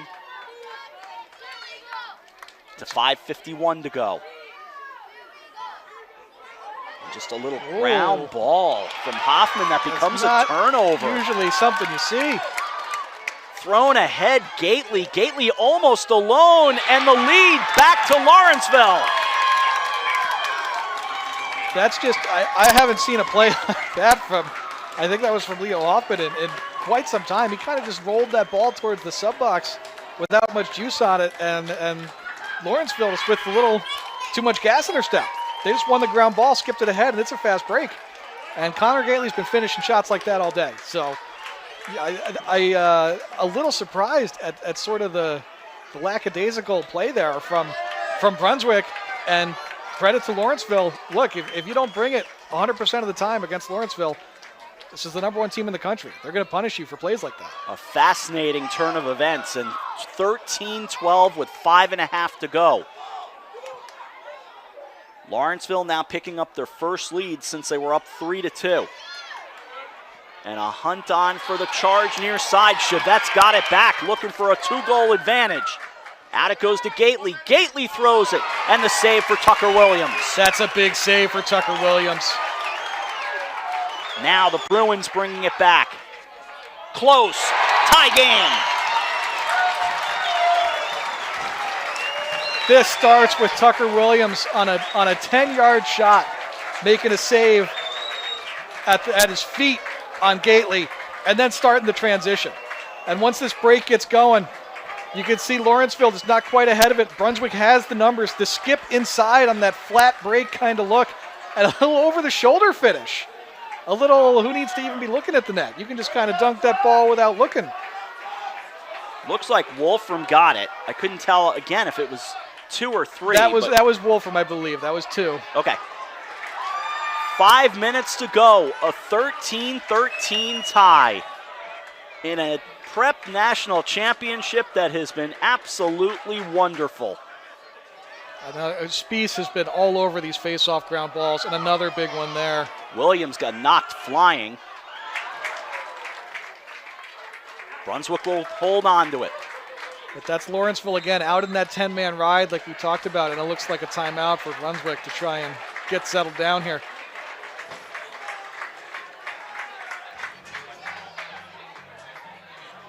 Well, what do we say with 4:37 to go? Coach Bruce, I think, was looking for a flag on the hit on Tucker Williams. I think as Williams got sent to the ground and lost his stick and everything. But Lawrenceville, there you saw it again, jumped into that 10-man, trying to create a little instant offense, a little transition offense where they're so deadly.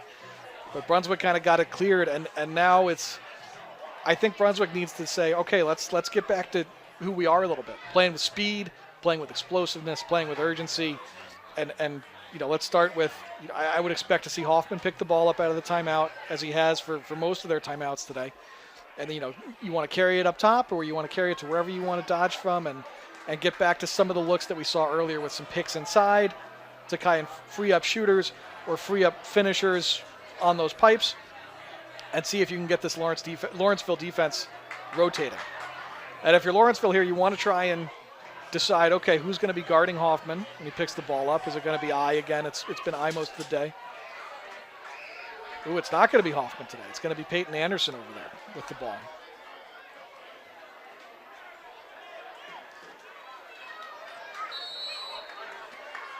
Anderson will start it, as Dan said. Hausman 25 yards out. Loses it and picks it right back up. He's got Delgado. A tie game and 4:18 to go. Who's the hero today as it goes behind the net?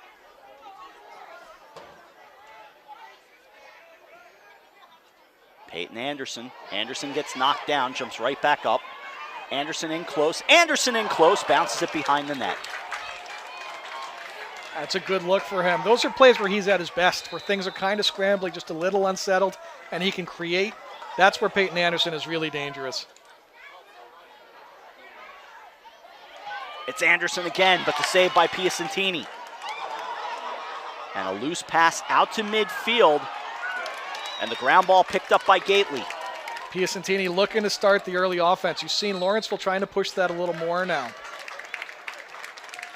And the timeout's getting used from the looks of it with 3:37 to go.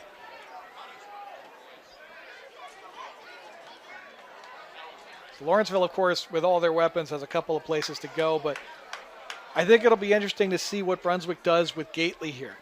You saw on the last possession, some of it was because he was short-sticked or because Hoffman was stuck on it, but they were trying to deny the ball to Gately more and more, was Brunswick on that last possession. They didn't want him creating. They didn't want him dodging anymore. They don't want him to have the ball. So we'll see if they kind of keep doing that. If they keep trying to deny the ball there, or if they just straight up long pole him instead and take their chances trying to guard him. But if they have to make that adjustment, does it mean that Rawson or Clark or one of those two has a short stick, and then that's a matchup that you know they're going to attack. So Brunswick has to make sure they get their matchups in a place where they're comfortable and they're ready to help on players like Gately and Rawson in particular, who are going to be dodging threats and are the guys who are most likely to be initiating here. Mattia as well.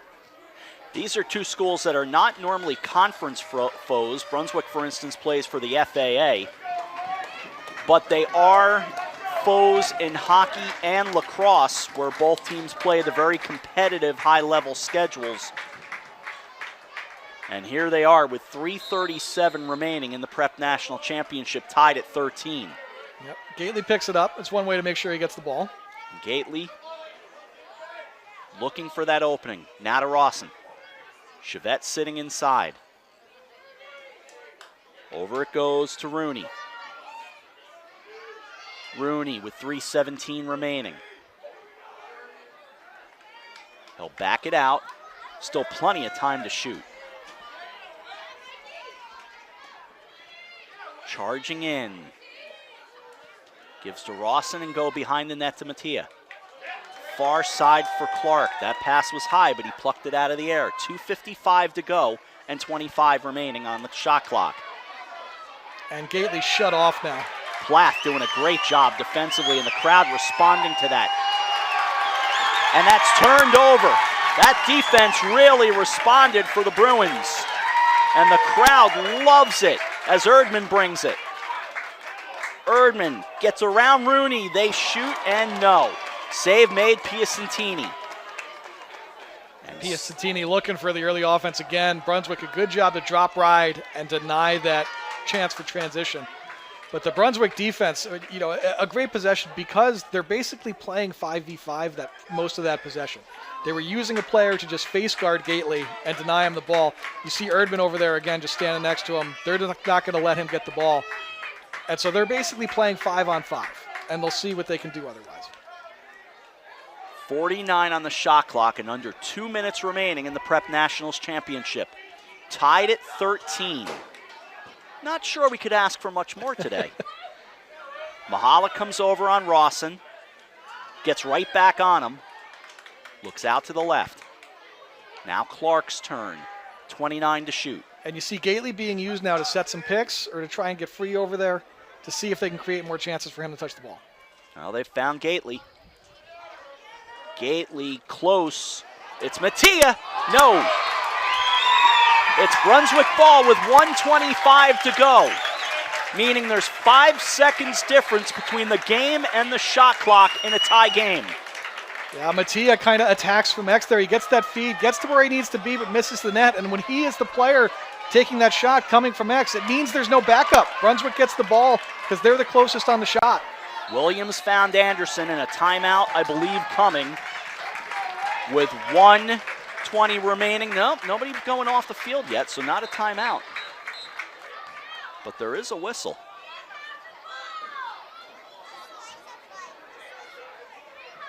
Resetting the shot clock. What are we doing? I'm not sure what the whistle was. Yeah, I don't either. Shot clock's at 75, which should check out.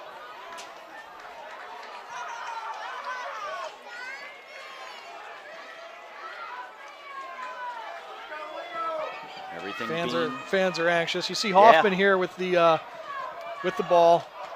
Hoffman doing the palms up. Can I play or what?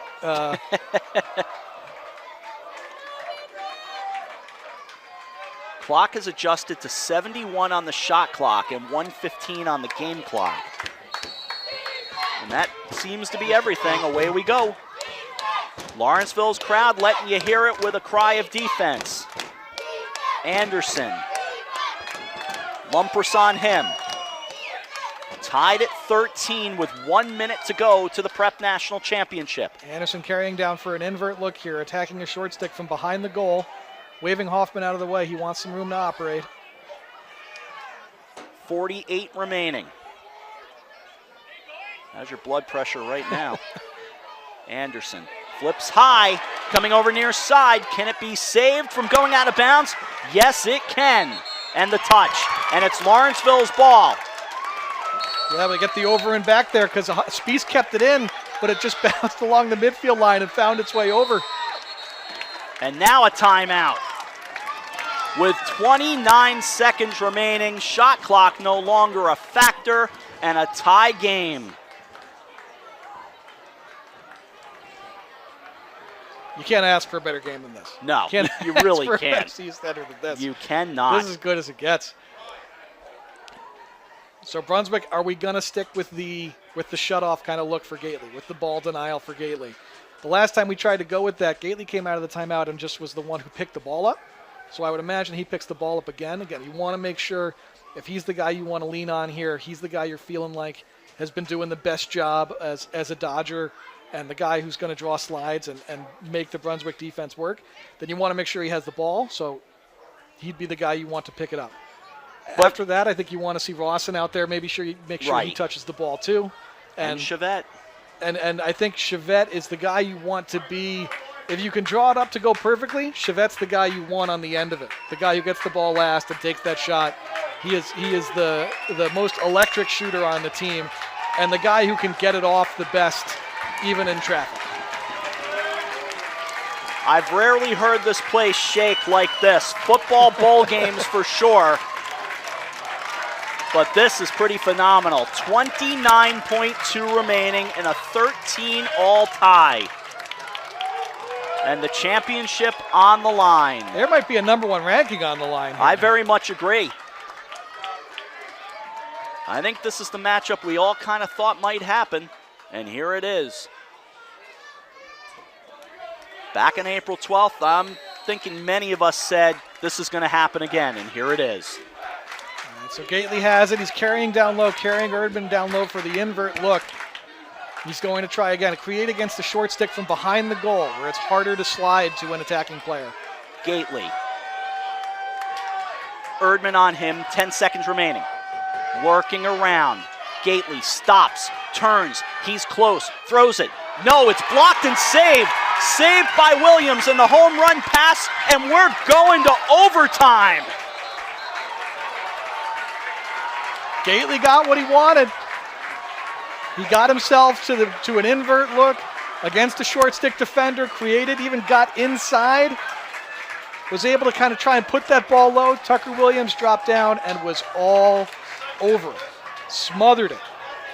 And to overtime we go. Overtime is what this game deserves, and it's what we all deserve for watching it.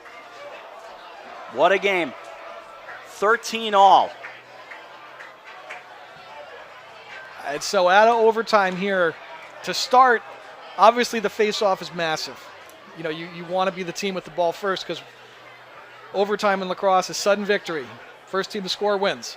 So Greenspan has been good. A real key player on these face-offs has been Hunter Spies, who's been just crushing these ground balls and has been in the mix on all of them.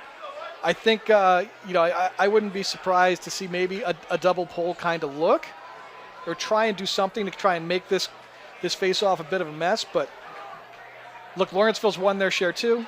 Greenspan's had a few violations today. It's really been pretty even at the spot, I think. So the face-off obviously is massive, and then coaches are talking to their team now, okay, if we get it, are we going to call timeout or not? Because the teams do have a timeout at this level. You can still call timeout in overtime. At the pro field level in the PLL, they do not have timeouts in overtime. But at this level, they still do. So if you get it, you're talking about, are we calling timeout or are we just leaving our guys out there? And if we don't get it, all right, here's what we want to do on defense. Here's what we want to be ready for. And here's how we're going to try and be prepared. 4 minutes on the clock.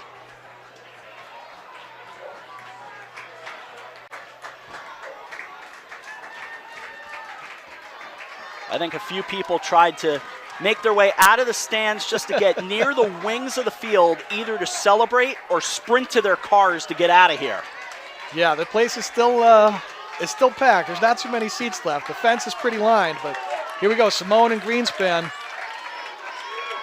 Sudden death. Face-off win. Simone. And immediately a whistle with Greenspan on the field. Yeah, Simone won it, and Greenspan kind of just went down and didn't really move right away, but we'll see what the trainers are looking at.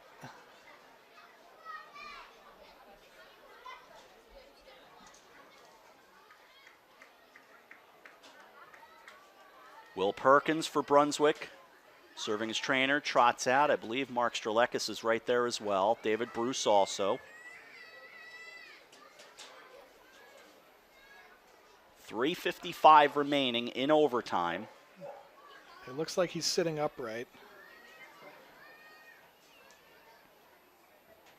And they're just kind of touching his arms and everything. They're going to help him up. Yeah, that's Will Perkins close to the camera. Mark Strelekis on his right arm.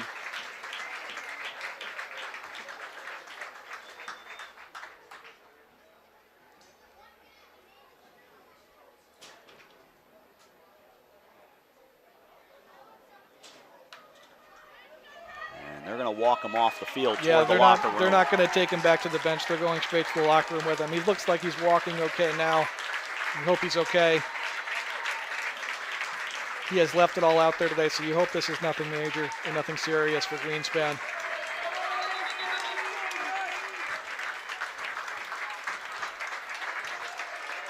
And it just kind of adds to the tension and drama of this atmosphere today. A 13-all tie, championship on the line. We're 5 seconds into overtime. And away we go. It sits with Rawson. Next goal is a championship. Rawson.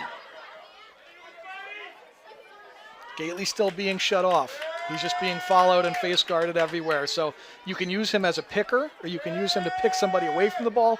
There's other ways to kind of disrupt the defense with a player who's being shut off. Rawson with Delgado on him for the championship. Does not take the lane. I thought he might take a shot there. Mattia behind the net. They've got 45 to shoot, 3:19 remaining in OT. Feeds back, and that goes wide. It was Rawson who tried to win it. He had a nice little kind of loop around. It looked like he was coming to try and set a pick, and then just kind of put the gas on and ran away from his man and wrapped around the crease and had a decent look at it. Just kind of pulled it wide as he got shoved on his way upfield. Hublitz over there. And I believe it was Gately who picked it up. It's Gately firing, and that's too high. A good look for Gately there. Again, he's gotten what he's wanted an awful lot today, but he got upfield again, got to a good spot, and just put it high. The lead has been as high as 3 at times today. Looking to win it. That shot wild and off the mark by Chevette with 2:53 to go, still 18 to shoot. It's a good possession for Lawrenceville, but they have yet to convert, obviously. A couple good looks. The shovel there from Chevette was not a bad idea, but obviously not the first option. And then Rawson and Gately have both had good looks at net, so Lawrenceville getting opportunities. Gately turns, 9 to shoot, behind the net, charging, Mattia. That's wide with 5 to shoot. And Brunswick will get it with 2:39 remaining in OT. And you can see on the other end, Piacentini is, we have a whistle, it looks like.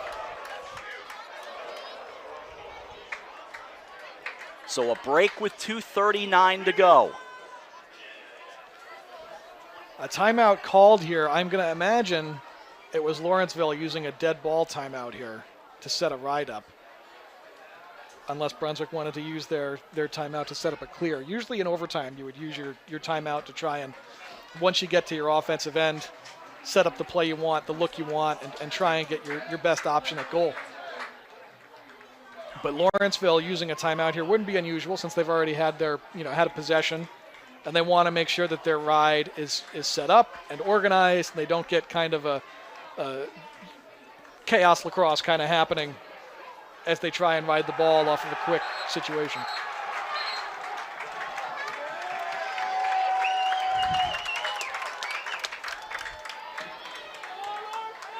Brunswick breaks out of their huddle. 2:39 remaining in overtime, a 13-all tie. Rob Adams, Dan Arestia at Robert L. Cosby Memorial Field in Greenwich, Connecticut.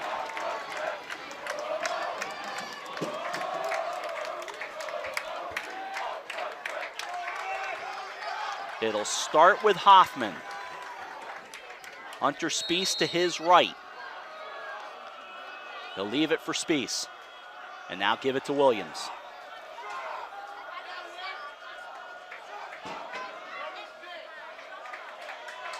It's Delgado. Splitting through Delgado. 13-all, 2:19 remaining in overtime, and I believe another timeout on the way.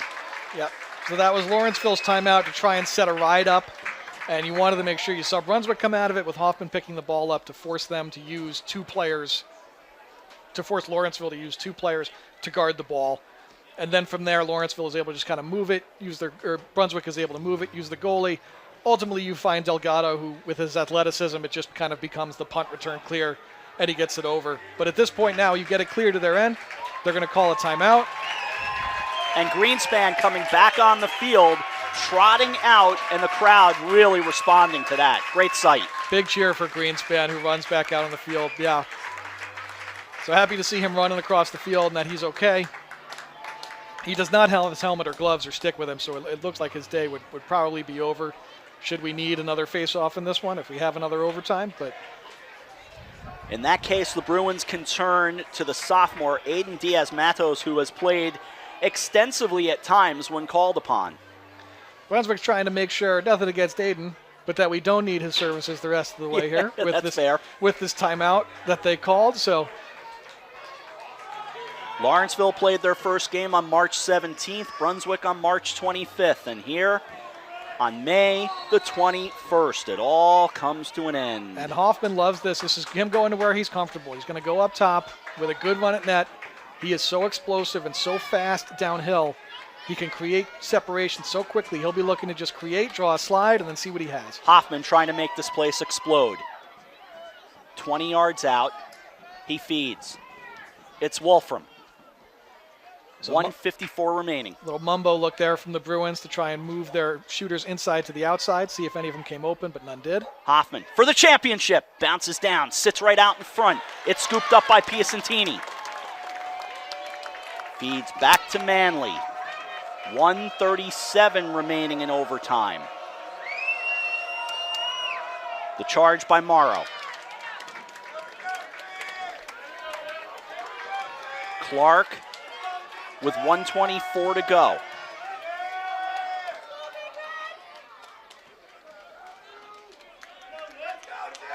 Rawson with Hoffman on him, trying to get loose. We're down to 1:09. On the far side with Vance. They're trying to get it back to Gately, it looks like. It is Gately with Delgado on him.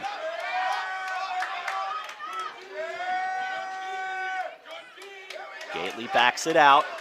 47 remaining in overtime. Gately, shot coming. Bounced around, sits out in front, popped up. It goes over to the far side, rolling out. It'll stay with Lawrenceville with 38.9 remaining. They're going to call that a shot. They're saying that, I believe that was Clark in front, picked it up and tried to just put it over his shoulder on net and called it a shot. So the Brunswick fans, I think, are screaming that that was a pass or just a ball gone awry. Sure. By the way, 16 to shoot. 38 remaining in overtime from behind the net. Rawson being defended. He turns, sends wide. Plenty of looks here for Lawrenceville that just Sure keep going is. wide. And Lawrenceville subbing behind the play now. They're getting ready to dump this ball maybe. Now it's Gately, down to 3 to shoot. Gately turns and a bouncer. It'll be Brunswick ball. They've got 20 seconds to go. A good effort from Gately just to get that off because Lawrenceville had started subbing. They're getting their pulls on and they're out kind of looking to zone ride the middle of the field and see if they can cause a turnover here. Looks like Hublitz. 12 remaining. Here's Erdman. Erdman down to 6. Down to 3. Down low. It's wide, and guess what? We're not done. We are going to have another face-off. So Aiden is going to get some time in the sun today. Yes, he is. So, regulation not enough. 1 overtime not enough. We carry on. 13 all in the Prep National Championship. And the stress intense. Brunswick and Lawrenceville tied at 13. Fans are into it.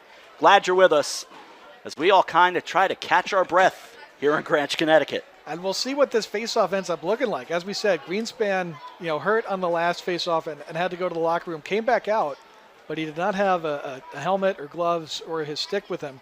So, it certainly looked like he would not be available for this face-off, which means it'll be Simone back out there. And then, we mentioned who the other Brunswick options are, but Simone has to be liking his chances here to go against somebody who's cold and hasn't taken a face-off yet today. And Dan, that's Aiden Diaz-Matos wearing 17, stretching and just kind of limbering up and beginning to make his way toward the face-off. As I said, he has played throughout the year at times. But this will be a big moment, too, for we've said it before, but on these face-offs, Hunter Spies has been a force from the wings. He's been a major factor in Brunswick's success on ground balls and on face-offs. This will be a place where they try and look to lean on him a little bit, too. See if they can get the ball exited in his direction. Spies walked by and fist-pumped Diaz-Matos. 4 more minutes. Next goal still decides the championship. The sprint on the ground, and it goes to Lawrenceville. Well, they're going to get Diaz-Matos for a push, and Lawrenceville's going to get the first chance here. And it's the Chico who carries it in along the near side. 3:42 to go. Now the Chico will head back and off, and it'll be left with Mason Vance, a junior from Austin, Texas.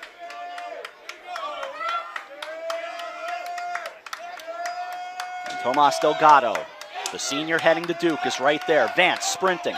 Vance firing. That's wide. Now, Lawrenceville has probably taken 6 or 7 shots in the overtime periods at this point, and I think they haven't forced a save on more than 5 of them. They are just struggling to get the ball on the net, but they're getting the looks. Near side, Vance. Vance again for the championship, and they score! And the Big Red gets to have the big party. They win 14-13. They are your Prep National Champions for 2023. What a goal from Vance to end it. Got that ball down low, and all he did was just kind of get topside. Got up around his man.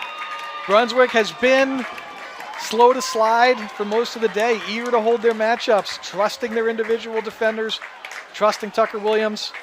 It has worked for them for a lot of the day, but he's able to just get upfield, get around Delgado here, and get a good look. And that's all it takes. Puts it in, and then the gear starts flying.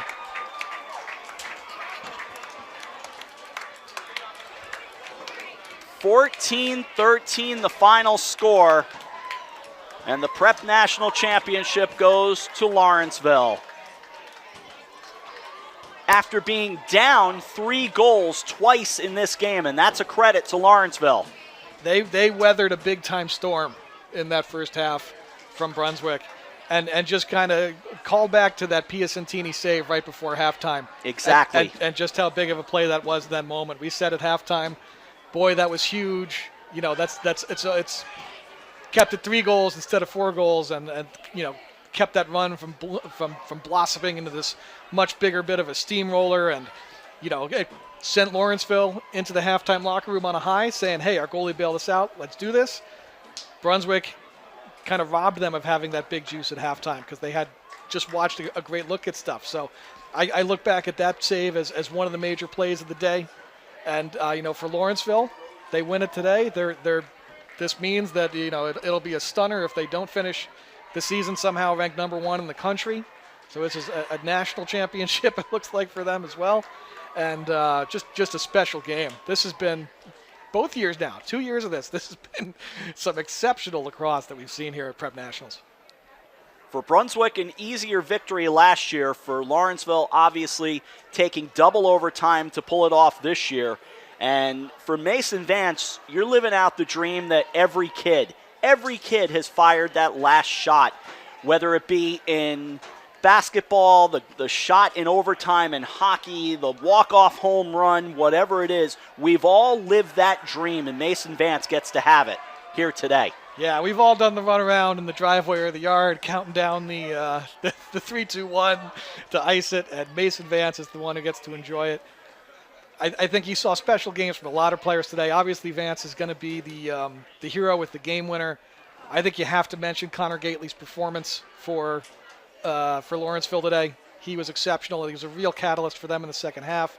It forced Brunswick into a position where they had to shut him off completely and just ball deny like crazy, leaving them to play a kind of defense that's not something you would usually practice, kind of this 5v5 kind of look.